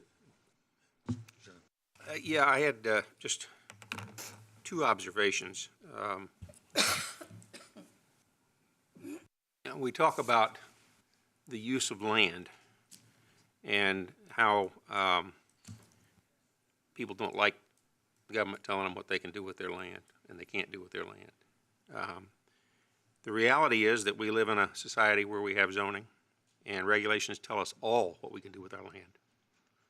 Even my little piece of property inside of a major subdivision inside the PSA has very serious restrictions about what can and cannot be done. So that the concept that there are no restrictions is, I think, a little unrealistic. I think the problem is we have to take a look at the nature of zoning. And when you talk about what has happened over the years is, as development has taken its course in James City County, it has been disproportionately aimed at areas outside the PSA. And the 3-acre lot with the minimum and with the central well used to be a deterrent, but it's no longer a deterrent. And as a result, we have quite a few of these developments and always the potential for more. But what I would say is that every one of those that was developed used to be farmland. And when it gets developed, every one of those pieces of property pays less in property taxes than it generates, generates less in property taxes than it demands in services. So that for every one of these outside the PSA, actually for the inside the PSA for that matter, the burden is borne by those of us who are already here. So when we cut up another 300, 400, 500 acres and build houses and people from all around move in, those of us who are here pay more taxes to make it happen. Now, I could make a case that that's a taking, that somebody exercising their right to, quote, sell and develop their property is basically reaching into the public till as a taking. It's absolutely the same in my mind as their very valid concern about the fact that their property, the value of their property, can be diminished by this. But then again, the question was, what was the comprehensive plan tell us that we wanted to do with that? The value of the land should be based upon what the use of it should be out there, which is a rural atmosphere. I will say that I do want to make one observation, and that was that I'm glad somebody reminded us about that purchase development rights bond referendum. 78% voted in favor, and we had a big, I think it was $15 million, and we didn't run out of money. We didn't use it. We had a board at the time that decided that it didn't want to use that money that the public, by 78%, had said, please use for PDR. We had an extension for, I think, 2 years on that bond, and it still didn't get used. And so that money lapsed. It was there. It was usable. But the board at the time did not have the public, the will to use it. I'd love to see us have another bond referendum. And if the public says, hey, let's have this money and let's put it to good use, then maybe we can do something effective with it this time. We used part of it last time, but not nearly the bulk of it, much less than, I think, a third. So that's all I got. Yeah, the PDR program did get put on the shelf. And there's a reason it got put on the shelf. We were $200-some million in debt. We can carry that load, but we can't carry it long. We would have never got our triple bond rating, continuing in the path we were going. So, whether we had that extra money out there to borrow and pay back some kind of way that the rest of the citizens would have had to pay back. We had to look at our financing and see what was the best thing. We didn't kill PDR. We put it on a shelf. And I was part of that. And I'm proud of that. That gave us a triple bond rating so that we could pay down our debt and we could end up in the long run, getting better bonds and everything else, and financially manage the county in a proper way. You know, I've got a lot of friends out here, a lot of people I know, a lot of people care about, and I know you're very passionate. And sitting up here on the board and listening to some of the comments, it almost feels like an attack. And my personality is to attack back. I'm not going to do that. That doesn't solve anything. But it is very frustrating because we're all in the community trying to figure this out. Will we figure it out for everybody? No, there's not a chance. But will we try? Yes. And there was one comment about, you know, you're basically owned. You have the world power and whatever all that was meaning. And I operate under my own power, my own beliefs, and my own cares. I don't operate on the world power or any of this other stuff that's going on everywhere else. I care about James City County. If I didn't care about James City County, I wouldn't be sitting up here and taking the stuff that you have to take. And you have to have thick skin. And I'm glad y'all say your opinions, your thoughts, and your concerns. And sometimes it's rough. That's okay. That's what we're up here for. And I appreciate it. And it takes me a couple days to wind all through it. But, you know, I wish we had this at the start of the comp plan.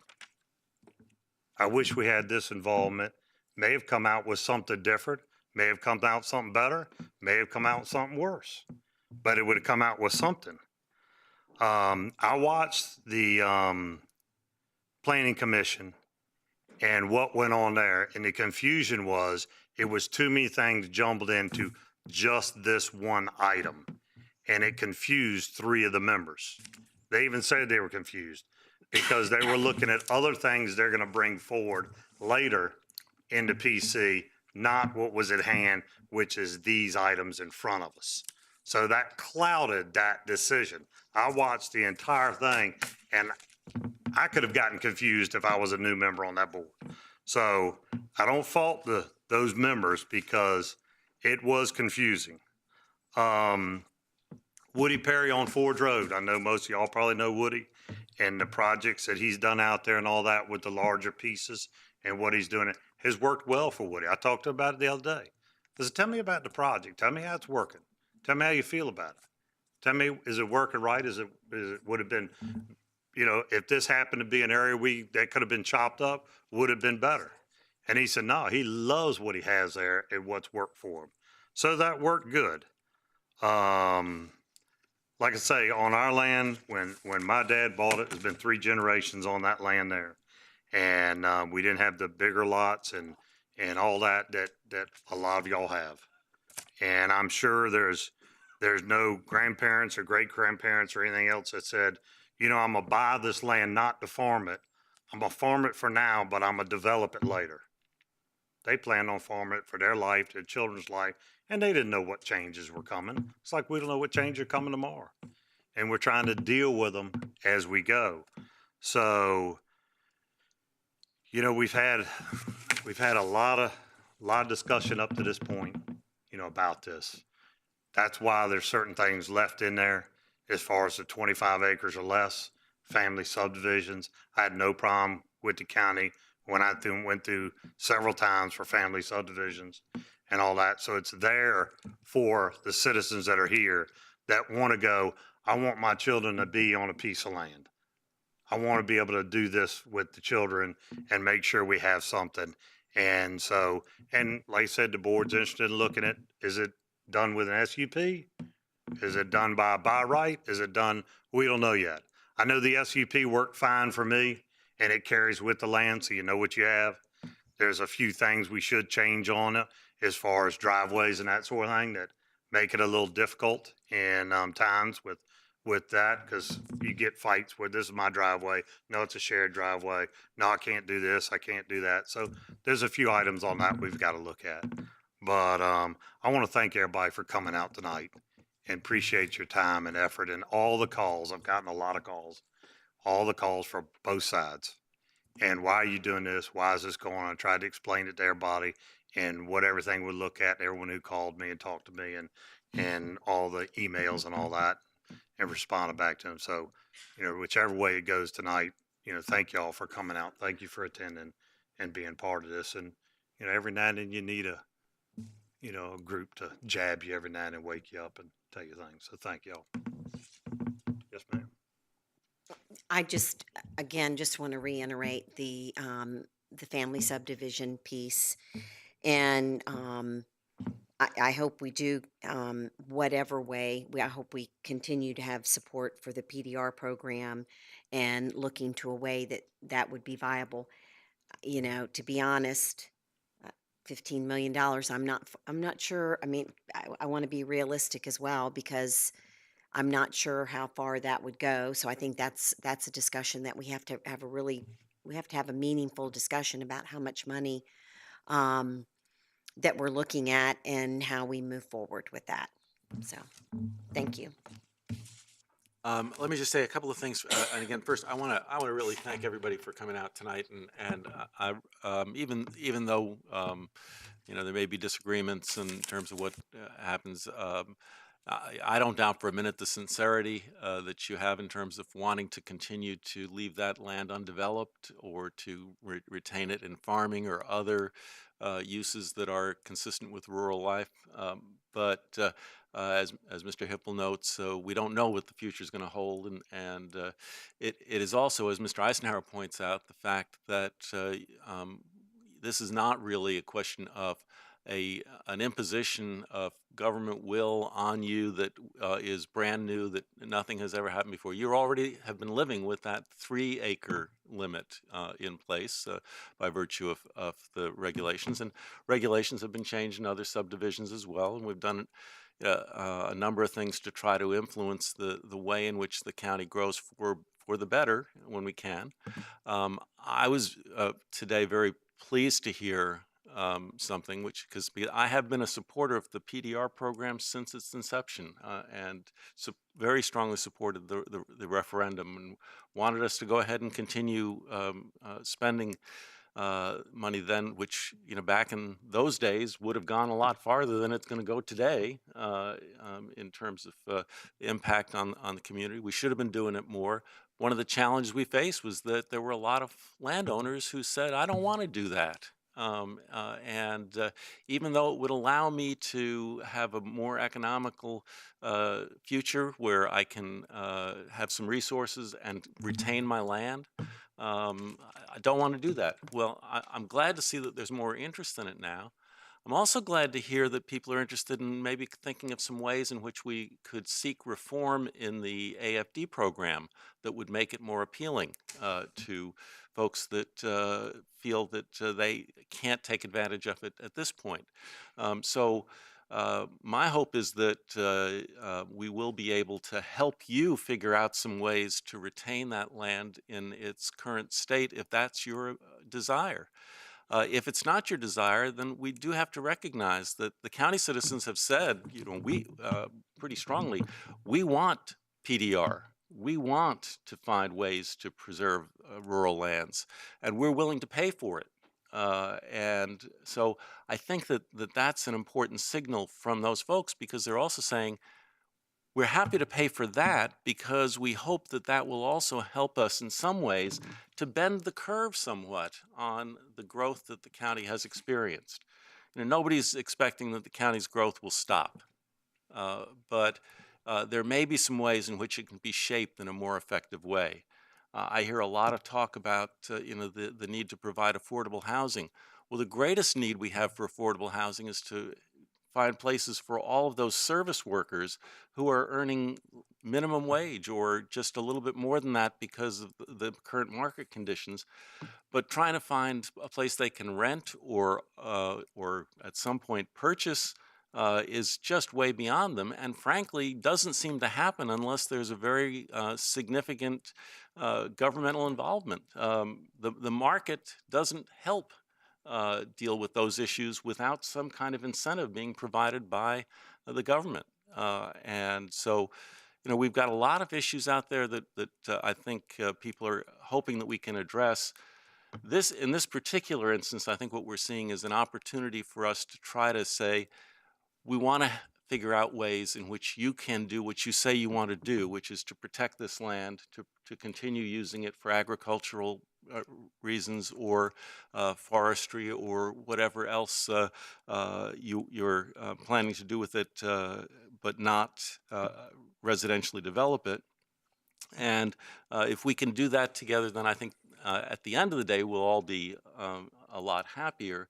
But I do appreciate the fact that you came out tonight, expressed your opinion in a very civil way, and let us know what you really do think, and open some doors, I think, tonight in terms of indicating a greater willingness to participate in some of the programs we've tried to put together in the past, and that we're now committed to reinvigorating now. So with that, do I have a motion? I make a motion that ORD-22-0002, amendments for the R8 rural residential and A1 general agricultural lot sizes and related requirements. Okay, we have a motion on the floor. Mr. Stevens, should call the roll, please. Mr. Chairman, just to be certain, I'm just looking at it online. I've got a proposed A1 ordinance, proposed R8 ordinance, and proposed subdivision ordinance. Just want to make sure that Mr. Hippel's motion included all of those. Yes. Motion to approve. Mr. Stevens. Ms. Sadler? No. Ms. Larson? Aye. Mr. Eisenhower? Aye. Mr. Hippel? Aye. Mr. McGlinnan? Aye. Motion carries. Thank you very much. I've had a request for a short recess, so we'll take 5 minutes.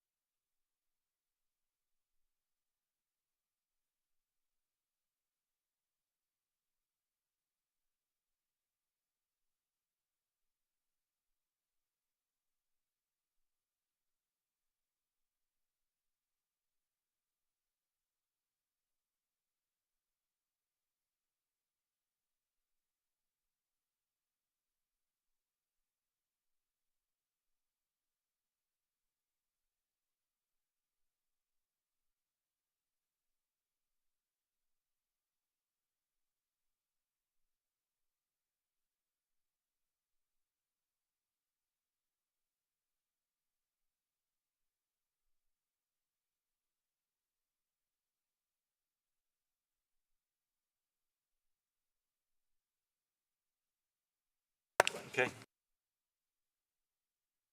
Board back into session, and we'll move on to the second case, which is Z 220001 and SUP 2022 0012 5700 Williamsburg Landing rezoning and SUP amendment. Mr. Weissong again. Hello. This time I know who you are. This should be a bit briefer. Thank you, Mr. Chairman, and good evening to the board. Mr. Paul Gerhardt of Kaufman & Knowles has applied on behalf of Williamsburg Landing to rezone approximately 2.65 acres from the R8 Rural Residential Zoning District to the R5 Multifamily Residential District, and to amend the existing special use permit for the existing Williamsburg Landing CCRC to include the existing parking lot and gated access as part of this development. This property is zoned R8 Rural Residential, is located within the primary service area, and this portion of the property is designated airport within the adopted comprehensive plan. The subject acreage has been previously approved and is already developed as a gated entrance and surface parking lot, both of which are accessory to the existing Williamsburg Landing development. There are no dwelling units or improvements that are proposed as part of these applications. If approved, this application would establish zoning consistency within the parcel and have one special use permit that governs the whole development. At its September meeting, the Planning Commission recommended approval of this proposed rezoning and SUP amendment, subject to the proposed conditions by a vote of 7-0. Staff recommends the board approves this application, and I'd be happy to answer any questions that you may have, and the applicant team is here tonight as well. Thank you. Thank you, Mr. Weissong. Anybody have any questions for staff? No? Just to reiterate, this basically is just to bring uniformity to the zoning of the property, and the property area is already developed, and so it really doesn't reflect any change. Yes, sir. Thank you. Okay. All right, Mr. O'Connor.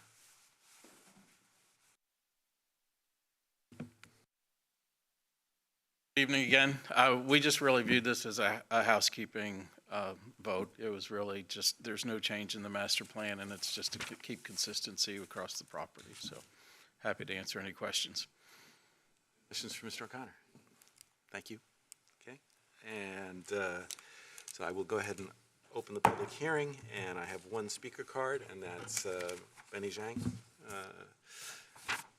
Councilman, how are you? Doing well. Good evening, Mr. Chair, members of the board.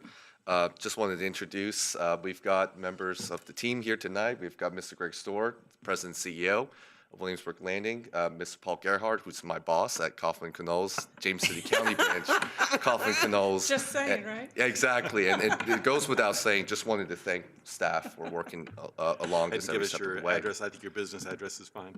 If there are any questions, I'd be happy to answer them. Your business address. Business address. Oh, I'm sorry. 4801 Courthouse Street, Suite 300, Williamsburg, Virginia, 23188 in James City County. Thank you very much. Would anybody like a presentation from Councilman Zhang? No? Thank you very much. All right. That was the only speaker card I have, so I will close the public hearing and ask for the board. Motion for approval on Z-22-0001 and SUP-220012 at 5700 Williamsburg Landing rezoning and SUP amendment. Okay, we have a motion on the floor. Mr. Stevens, would you call the roll, please? Ms. Larson? Aye. Ms. Sadler? Aye. Mr. Eisenhower? Aye. Mr. Hippel? Aye. Mr. McGlinnan? Aye. Motion carries. All right. Good. We'll move on to our third public hearing, and that is SUP 220013, 3252 North Riverside Drive, Contractor's Office and Warehouse. And Terry Costello. Good evening, Mr. Chairman and members of the board. Mr. Lloyd Stevens of Stevens Remodeling has applied for a special use permit to allow for the operation of a contractor's office and warehouse on a 13.68 acre parcel located at 3252 North Riverside Drive. The property is zoned A1, General Agricultural.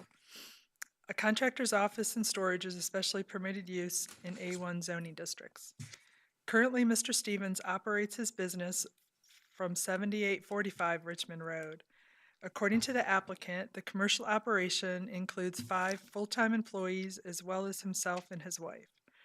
One employee will come to the property once a week, and all other employees work directly at the job sites. Customers typically will not come to the property. However, 4 to 5 customers per year may come to the office. Most deliveries are to the various job sites. On average, there would be one delivery to the property a month and one delivery a month from the property to a job site. All equipment will be stored in the warehouse, and all vehicles associated with the business are taken home by employees. The comprehensive plan designates this property, as well as all of the surrounding parcels, as rural lands. Recommended primary uses include agricultural and forestal activities. However, appropriately scaled and located direct agricultural or forestal support uses, home-based occupations, or certain uses which require very low intensity settings relative to the site in which it will be located may be considered on a case-by-case basis, provided such uses are compatible with the natural and rural character of the area. The proposed SUP conditions are designed to address and enhance compatibility with the natural and rural character of the area and to minimize impacts to adjacent properties. Staff finds the proposal is compatible with surrounding zoning and development and consistent with the 2045 Comprehensive Plan. Staff recommends approval of this application subject to the attached conditions. At its September 7th meeting, the Planning Commission recommended approval of the application by a vote of 7-0. I'll be happy to answer any questions you may have, and the applicant is also available. Thank you. Does anybody have any questions for Ms. Costello or for the applicant? Thank you very much. I'll go ahead and open the public hearing. We have no speaker cards for this item, so I will close the public hearing. I'm sorry, I'm sorry. Yeah. Mr. O'Connor, you came here. Please, I tried to go point right you. ahead. He's awaiting his turn. I know, I'm anxiously awaiting. No, we heard this case, and Mr. Stevens was kind enough, we had asked him to add a condition about no soil stockpiling on the site, because we were afraid, we've had so many applications come through the past few years with contractors and particular tree contractors cleaning up those lots, and we wanted to make sure that this didn't become a place for soil stockpiling or tree debris or those types of things, and Mr. Stevens was agreeable to that and added the piece as well as the dumpster and screening for the dumpster, so we appreciate that, and everybody voted in favor of this application. Great, thank you very much. That's important information for us. Appreciate it. Okay, so we close the public hearing. Mr. Chair, I met with Mr. and Ms. Stevens on the property, and I'm early on when they were contemplating and getting ready to come before us and Planning Commission all, and they've left a nice buffer around the property for the neighbors and have been very conscious of the neighbors and everybody around them, and I haven't heard anything, being that they're in my district, I haven't heard anything from anybody that's against it. I think they'll make a good neighbor for the community, and it'll be another competitor for construction work in James City County, as he's already been doing it. But welcome aboard, and they do an excellent job, and I will ask that we move this thing forward as an approval for SUP-22-0013. 3252 North Riverside Drive, Contractor's Office and Warehouse. Okay, we have a motion on the floor. Any discussion? If not, Mr. Stevens, would you call the roll, please? Mr. Hippel? Aye. Ms. Larson? Aye. Mr. Eisenhower? Aye. Ms. Sadler? Aye. Mr. McGlinnan? Aye. Motion carries. Okay. And we have SUP 22-0016, 141 Below Flats Road, battery storage. And Ms. Condon. Good evening, Mr. Chairman and members of the board. Mr. Brian Quinlan has applied on behalf of Calvert Energy for a special use permit to construct an electrical generation facility at 141 Below Flats Road. This 6.87 acre parcel is zoned M2 General Industrial and is designated General Industry by the 2045 Comprehensive Plan. The property is inside of the primary service area and is currently undeveloped. The proposed facility will consist of 15 battery storage containers that will be set back 100 feet from the property lines. This facility would allow for any surplus of power from the grid to be stored and then used later during times of higher demands or shortages. According to Virginia Code Section 15.22232, unless a utility facility is shown on the adopted comprehensive plan or other master plans for the county, the local planning commission and a governing body shall review to determine whether the location, character, and extent of the project is consistent with the adopted comprehensive plan. The Planning Commission voted 6-0 to find this proposal consistent with the 2045 Comprehensive Plan. At their September 7th regular meeting, the Planning Commission also voted 6-0 to recommend approval of this special use permit to the Board of Supervisors, subject to the proposed conditions. I am happy to answer any questions you may have, and the applicant team is available as well. Thank you. Thank you very much, Ms. Condon. Anybody have any questions? I had a question, not a question for county attorney on this one, if I could. And that was, we talk about the decommissioning bond. Is this one where, under our standard, the way we normally do bonds, it has a finite life and it has to be adjusted? Because, you know, what the concern being, if you've got a project service life that's maybe 30 or 40 years, and the bond might not be adequate at the end of that time period based on what we have now. What kind of adjustment mechanism do we have the capability of doing under this, the way it's set up right now? Mr. Eisenhower, we will be doing a decommissioning agreement pursuant to that particular condition, and that's something that we can take a look at within that agreement and maybe come up with some adjustments for years and like we do with our standard bonds.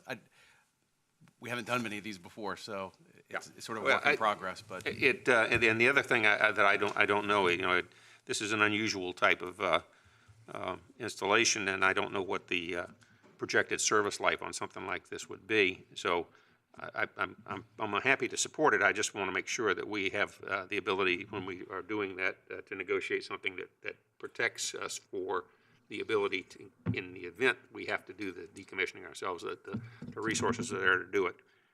And then the only other question I had was, I guess there was a concerning thing about the National Fire Protection Association standards were not listed or whatever for this particular project. And is there anything that our fire department has concerns about on that? I'm sorry, the Fire Marshal's Office raised no concerns, and there is the emergency management plan condition as well that they'll have to review as part of the site plan phase. Okay, so we do have an opportunity to look at that. Okay, thank you. Absolutely. Other questions for staff? Connor?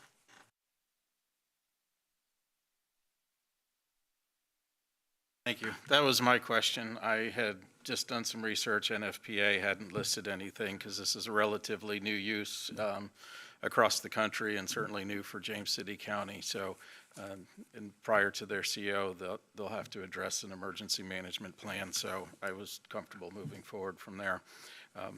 So again, unanimous vote with the Planning Commission. I think one of the benefits you will see coming up at your next meeting or the next couple of meetings, you'll have a few more applications for Blow Flats Road. So to have a parcel that's not going to generate a lot of traffic on Blow Flats is something that's going to be an additional benefit. And being in the industrial park is the right place for a facility like this. So happy to answer any other questions if you have any. Thanks, Mr. O'Connor. Anybody else have any questions? Thanks very much, and thanks for coming tonight to My pleasure. participate. So I will go ahead and open the public hearing, and we have a speaker card from Brian Quinlan, who is the applicant's representative, and I believe we also have the owner of the property, Michael Pelfrey, here. Did you have a presentation you wanted to do, or you just wanted to respond to questions? Or if somebody would come up to the podium, that'd be great. State name and address for the record. My name is Mike Pelfrey. I'm the owner of 141 Blow Flats Road, and I'm here tonight to let y'all know that I support this project. Thank you very much. And Mr. Quinlan, maybe an answer or a question or two that board members might have for you, if you wouldn't mind. I had a chance to talk with Mr. Quinlan on the telephone today and on Friday briefly. Mr. Eisner, maybe you want to ask a question about the expected lifespan of the I would be curious to see what the projections are for the service life of the equipment. It'll be there for 20, 30 years at least. 20, 30 really, years. The batteries, they wear out over a lifetime, depending on how frequently they're used and how much they're cycled. then, we'll replace batteries, but the system will sit there. So you just go in and individually replace battery cells, basically, as they wear out. But it'll be there for a long time. Thank you, that helps. And I did ask a question of you on the phone today, and thank you for sending that information to me Sure. about the capital investment that this would represent. Yeah, it's about $30 million is about what it is, and at least the cost that we're looking at right now. And you don't anticipate that there would be any other addition to this base facility on that site? No, there's really not going to be any phasing on this because we're going to interconnect to the distribution lines, and the distribution lines can only take so much capacity, and we're basically going to take all the capacity. So there won't be room for expansion. Do you have any other? Thank you very much. Sure, thank you. I'll go ahead and close the public hearing. Oh, no, it was the owner of the property. Oh, did I have one more? I'm sorry, I did. I'm sorry, Cade Lamon.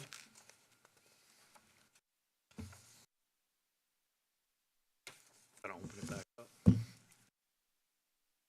Mr. Lamon, I'm sorry, I didn't see that one. Don't do this very often. So good evening, all. My name is Cade Lehman. I reside at 1608 Manufacturers Drive. Good evening to all everybody, the chairman, the distinguished board members. I'm going to try to make my way through this. I'm very nervous, so hear me out. That's fine, just relax. We're just people, go ahead. Yeah. Yeah, I know. I didn't do well in public speaking. So anyways, I would like to comment tonight on the storage facility proposed at location 141 Blow Flats Road here in Williamsburg. There's been a great push in this country for all things branded green are good for all. I must raise my hand in opposition to this ideal. I do not support the proposed location of a 22 megawatt battery storage facility on Blow Flats. This is not the best and highest ideal for this parcel. This project does fit well within the zoning guidance of M2 general industry. However, Blow Flats contains many residential dwellings units built long before the M2 designation was overlaid. The key word of mixed use on the comprehensive plan land use map must also be considered during your deliberations. The Grove certainly has its socioeconomic challenges, but many people call this area home. So a new development needs to be considered for the health and safety of those in its surround.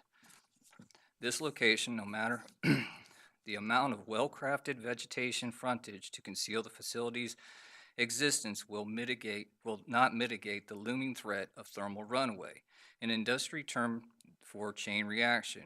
Through a catastrophic failure of the devised engineering controls, the facility will release into the environment a life-altering combination of toxic gases containing hydrogen fluoride, hydrogen chloride, carbon monoxide, and other trace elements of combustible products. Occupational Safety and Health Administration, OSHA, has an 8-hour permissible exposure limit in the parts per million of these gases. Hydrogen fluoride is 3 parts per million, hydrogen chloride is 5 parts per million, carbon monoxide is 50 parts per million. These limits will be exceeded within minutes of the thermal event, creating an immediate risk to life to 8 mobile dwelling units to the southwest and 5 housing units directly west of the proposed facility, plus an additional high risk to life of 5 dwelling units to the north of Commerce Boulevard. There is no extinguishing a thermal event. It must self-extinguish over time, and this will mean a complete evacuation of Blow Flats Road for an extended period of time. If approved, this will set 2 firsts for James City County. It will also be the first and only utility battery storage for the peninsula, and will also host the largest battery storage facility in the Virginia Dominion Energy's portfolio. Virginia Dominion Energy has completed 3 other battery storage facilities previously, and all hold label as pilot projects. You will find that 2 of these forerunner projects, Scott Solar Farm in Powhatan County, New Kent Substation in New Kent County, are in very rural environments, and the Ashland Substation in Hanover County, though close to some residential house dwelling units, it has just 10% of the capacity of the proposed. As much as the Tri-Cities has many firsts, This may be time to consider caution in a later entry to this new technology. I do support the use of battery storage technology to smooth out the demand curve. This is an effective means of mitigating possible brownouts. But as with all real estate, it's location, location, location. I believe that Dominion Energy has demonstrated in their own press release of July 28th of this year the appropriate locations for battery storage facilities, as in either rural solar farms or in existing substations. As the case may be, the Skiffs Creek substation is less than a mile from the proposed site, an excellent location for this emerging technology that still has room to mature before being injected into neighborhoods and business districts. I would ask the board to consider a few items before greenlighting this project. 1, do you feel confident that you have all the facts? Energy storage, no matter the type, has many risks and must be considered carefully. Please consider postpone it to a later date if in doubt. 2, have you conversed with the county's first responders on the introduction of this new technology to the county? Are they equipped for this new challenge? What new assets will need to be acquired? What new training and tactics will need to be developed? Virginia Dominion Energy is an energy company that relies on your resources no matter what the response plan is. 3, will and should the county use existing tax revenue for the advancement to the emergency services network? There will be no new jobs created through this project. It will be remotely monitored facility with minor maintenance. Maybe a levy should be considered instead of relying on property tax and equipment amortization for funding. Thank you for your consideration.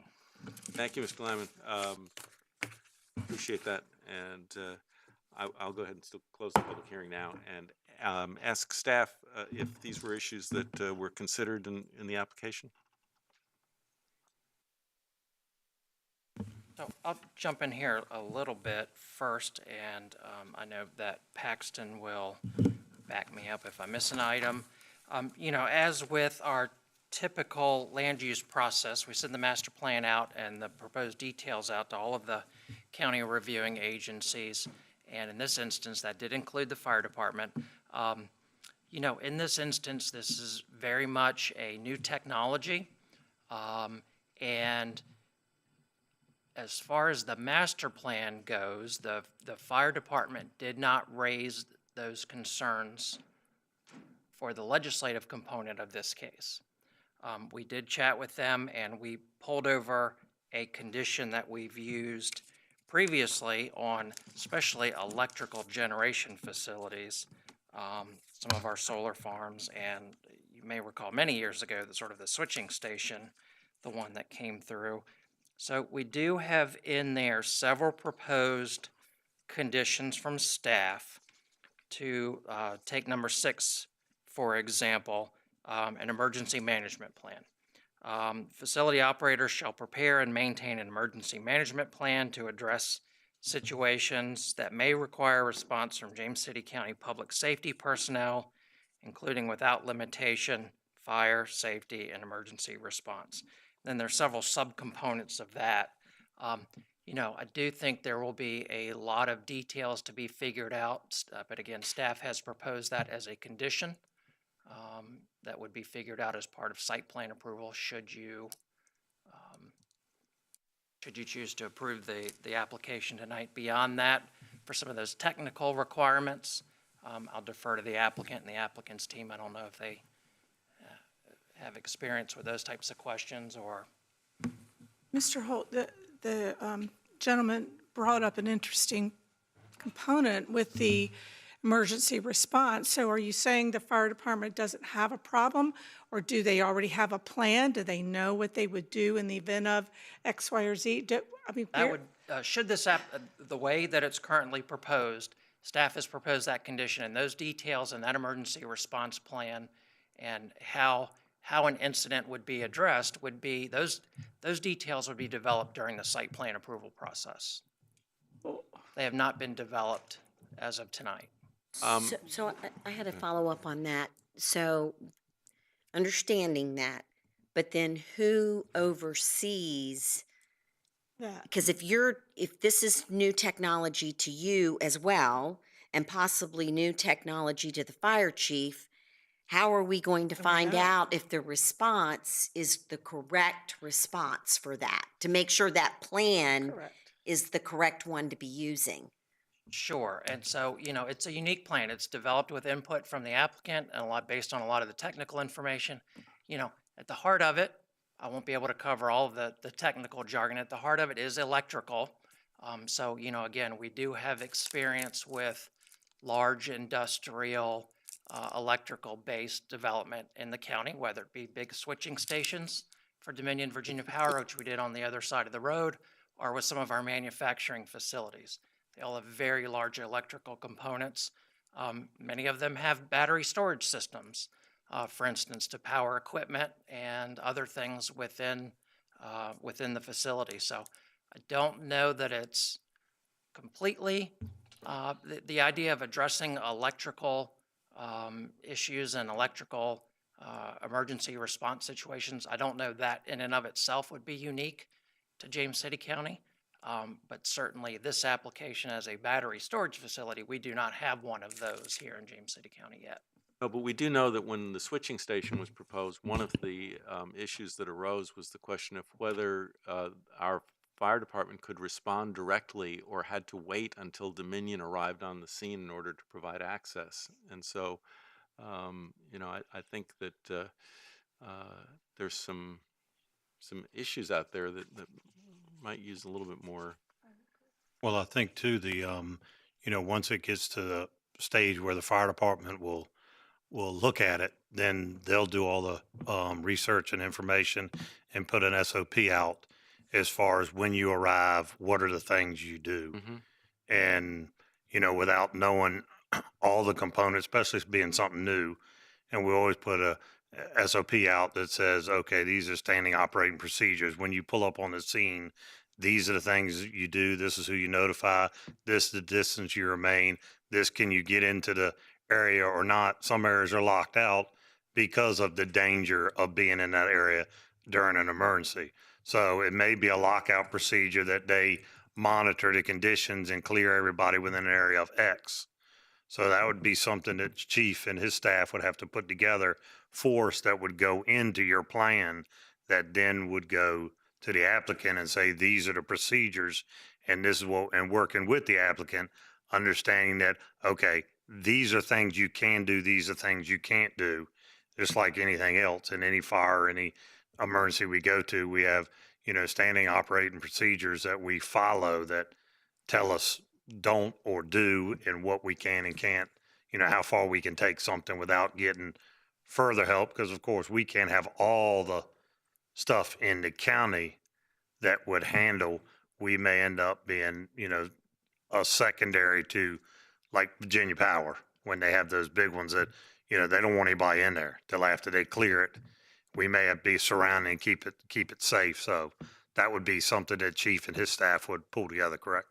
And every bit, and not to read through all of the conditions, but in summary, some of those bullet points do require, prior to any site plan approvals, that plan be approved by both the county fire chief, the county police chief, and the requirement of the condition also requires a mutually agreed upon schedule for the facility operator to provide information sessions and training for public safety personnel relative to a possible emergency response situation, as well as posting and providing all required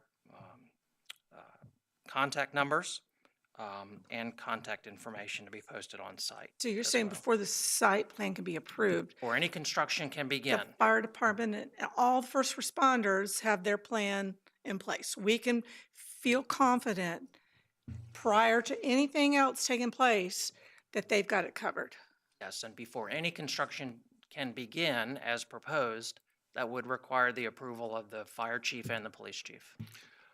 I guess I'd invite the applicant to make comment about what Mr. Lyman has indicated here.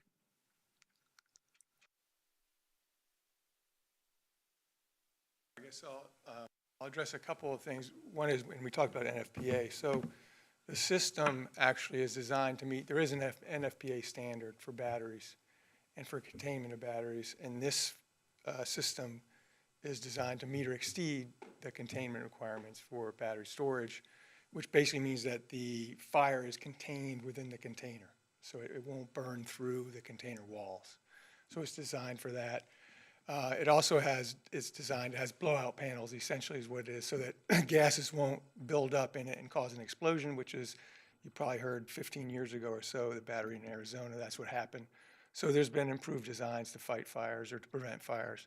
And there's also dry chemical fire prevention built into the unit itself as well. So there's a number of different levels of fire protection built into the system that should help put itself out, or at a minimum, self-contain itself. And then there was another, he brought up a health issue about the hydrogen fluoride. So the fire does produce hydrogen fluoride. It produces it at the level that exceeds the consumption that would cause harm with it for 8 minutes, but the fire only produces it for less than a minute. And so it doesn't produce enough to actually exceed the levels that are toxic. And it would be contained inside the battery itself in any event. Mr. Quinlan, I think you indicated to me today, the application indicates that it would be about a 7-month process for the actual construction of the project, but that it's not likely that that's going to happen immediately because of some other details that need to still be worked out. I guess I'm looking to get a little bit more information on some of these questions before we take a final action on it. I don't know if the board is willing to defer this item. Well, it can't go anywhere where, even if we approve it, it can't go anywhere without staff's recommendation and work, right? I understand that, but there may be some other issues that we want to just make sure we're on top of before we grant this approval, because there are some things that may. Will the fire suppression Well, I'm be not talking halon? about, no, I'm not talking necessarily about that. No, I'm asking something totally different. Yeah. The fire suppression, will that be a halon system that? Dry chemical, I'm not exactly Okay. sure if it's halon. I'll have to check. I'm good with whatever you want. Okay. Well, let me just ask staff if they think they can provide some additional information within the next month, or would it be 2 months? So I would recommend maybe that we could postpone this for 1 month. I don't want to overcommit Chief Ash's time, but I think, getting him connected up, him and his team connected up with the applicant at this point, have us kind of all come back here. Let me check with him first, but before I volunteer him, but we'll work towards that schedule, and again, sort of work through some of those details, and I think having some of that other information at your next meeting in November would be So I would move to defer this item to the November 8th meeting of the Board of Supervisors. We can have a vote on that, Mr. Stevens, for you. Ms. Sadler? Aye. Mr. Eisenhower? Aye. Ms. Larson? Aye. Mr. Hippel? Aye. Mr. McGlinnan? Aye. Okay, thank you.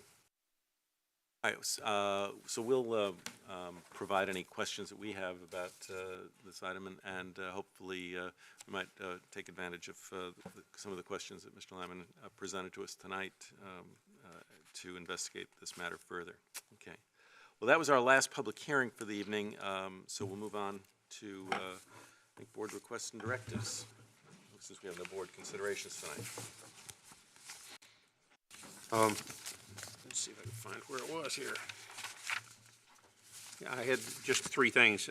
Since our last meeting, I participated on September the 28th with a Williamsburg Health Foundation panel where they were working to foster cooperation and collaboration between nonprofits and local governments.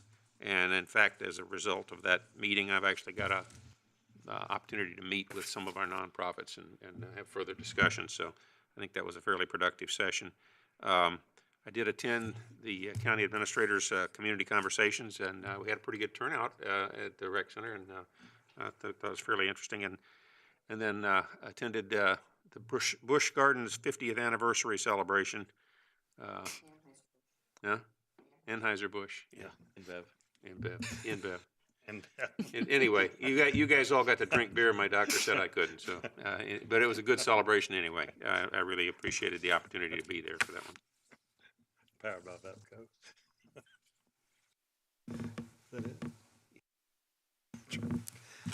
All right, I had a chance to go to the Lions Club and have a meal and talk to them about what we're doing, and it was interesting to see it's amazing. There's a group of men and women that had a lot of knowledge packed in that little room, and they blasted some good questions and kept me on my toes. So I thank them for that, and I'll be going back to them here shortly. We had a wonderful meal, and I'd also like to wish Supervisor Larson a happy birthday. Oh, you beat me to it. I knew you'd get there. I got you something. Oh, is that her leftover cake that I brought her? Go ahead. thank you. Go ahead and try to take credit, Michael. Go ahead. I had it sitting here all day waiting, or all afternoon waiting for you to see it. Congratulations, and congratulations on many years of marriage. Thank you. That's all I have.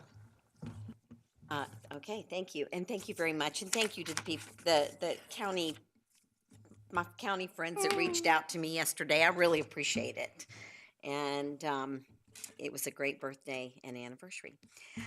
So I also attended the 50th anniversary of the brewery, and I didn't drink any beer either because the line was very long. It was a very popular spot, but we got to go on a great tour. And it was great to talk to some of the people that have been working there, and they've been a wonderful business for James City County, and I'm so appreciative for that. And along those same lines, I want to congratulate Frothy Moon Brewery that opened up, and it's been quite an opening. I think they've been very pleased with the amount of people that have come out, and so congratulations to them. I also went to the Virginia Tourism Dinner and Awards since our last meeting, and Vicki Semino, who is the CEO of Visit Williamsburg, was nominated for an award, which is pretty tremendous considering the short time that we've been in this. So I want to congratulate Vicki for her nomination, and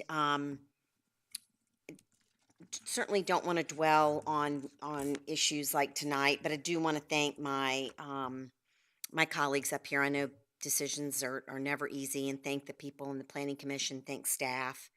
Those types of decisions are very difficult, and they do impact families. I understand that. I understand that we have people that have a variety of different thoughts about this county, and I appreciate that as well. I just will say, though, that I have to take exception to the comment about the planning commissioner and not basically having to agree with the Board of Supervisors member. I've never, ever tried to influence a decision that has been before the planning commissioner member. I have discussed with the planning commissioner after, just to get their perspective before a vote here. There's a lot of big decisions that happen. I think you need to have those types of discussions, but there has never been, and I've never appointed anyone because I thought that they thought the same way that I did. And so I just want to be very clear about that. And I think our planning commissioners, they do a really good job. We don't always agree with our planning commission. Sometimes there are votes that come out of there 7-0 that come here, and it's 5-0 the other way. Mm-hmm. So, That's right. it's just... We're all unique. That's right. And so I just really felt it was necessary to comment on that. So, thank you. Can I jump in one time? Also, I want to tell you, you have a birthday with another special individual, Samuel, my son. Oh. His birthday's the same date. Well, happy birthday. Michael Jr.'s was 2 days earlier. So I had an 8th and a 10th right Yeah, there you had to together. cover yourself after, Yeah, after yeah. talking about I her. better not take, you better You not have to take go this. home. They already had cake. Okay. And that is not my cake treat. Yes. Thank you, Ms. Sadler. You're welcome. You finished? Yes, yes. We're done. As we're all chatting up here. Tomorrow I'll be participating in the regional jail meeting with Mr. Stevens. And today I attended a luncheon out at Governor's Land where Lieutenant Governor Winsome Earl Sears was the guest speaker. It was an honor to meet her and to welcome her to James City County. It's quite the turnout, and a lot of people came out to hear what she had to say. So it was a great luncheon and up in your neck of the woods, and we had a great time. So, and then I hung out till I came up here.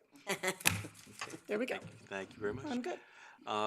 Just a couple of quick things. I've also attended the community meeting on the 29th and thought that the public who were there were very attentive and very positive in their outlook.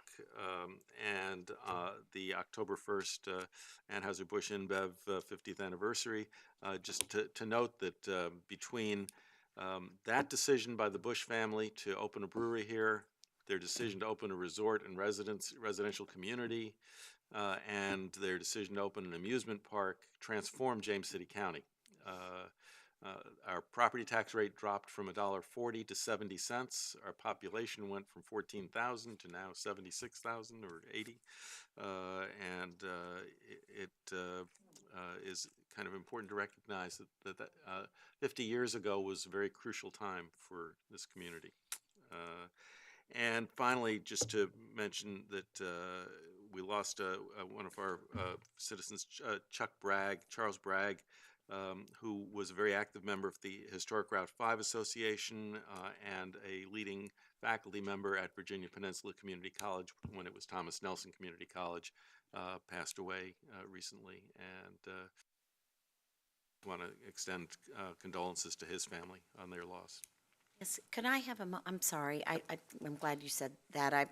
Last week that we got a notification about an automobile accident, and the gentleman that lost their life in that accident was a longtime employee of WJCC Schools, and he was always just a very kind person, Mr. Lewis, and he he was 2 years retired. His wife worked for the school system as well, and I was able to attend his service this weekend, and I'm just so appreciative of the kindness he showed me when I was on the school board, and just appreciate his long service to our community. So, thank you. Thank you very much. And I know that the county administrator probably wants to tell us a little bit about that community meeting.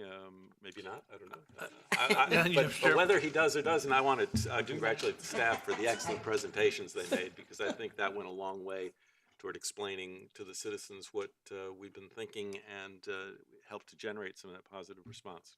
Yeah, Mr. Chairman and members of the board, I do appreciate those that were able to attend and the community members that were there. Jason did a nice job of sort of the need for the government complex in terms of the space needs and the studies we've been through, and then the location that you have tentatively directed us to pursue a little more information upon. And then Cassie Cordova, our environmental sustainability coordinator, did a nice job with the presentation of the solid waste discussion and moving forward with that. And really questions around that centered around the survey, and sort of was interesting. There were a number of questions about how the survey was conducted and maybe a little more outreach to the community, which we will engage that as we go forward. But I thought it was well worth our time. Latara Rouse put that together for us and got us all in one place. And so she is certainly the one driving that to get us out there and make it come together. But I thought it was a good use of our time, and appreciate all of our staff's effort in doing that, and the community members that engaged with us. And if somebody missed out and has a question, certainly they can call my office. We'll answer any questions they have. It's not a last chance for either of those topics. And 757-253-6603. I'll be happy to talk with anybody that has questions on those topics or any others. So that's all I have this evening. Thank you very much. Absolutely. So with that, do I have a motion to adjourn until 1 p.m. on October 25th? So moved. We have a motion. Mrs. Stevens, would you call the roll, please? Mr. Eisenhower? Aye. Mr. Hippel? Aye. Ms. Larson? Aye. Ms. Sadler? Aye. Mr. McGlinnan? Aye. Motion carries. We are adjourned. What would y'all say?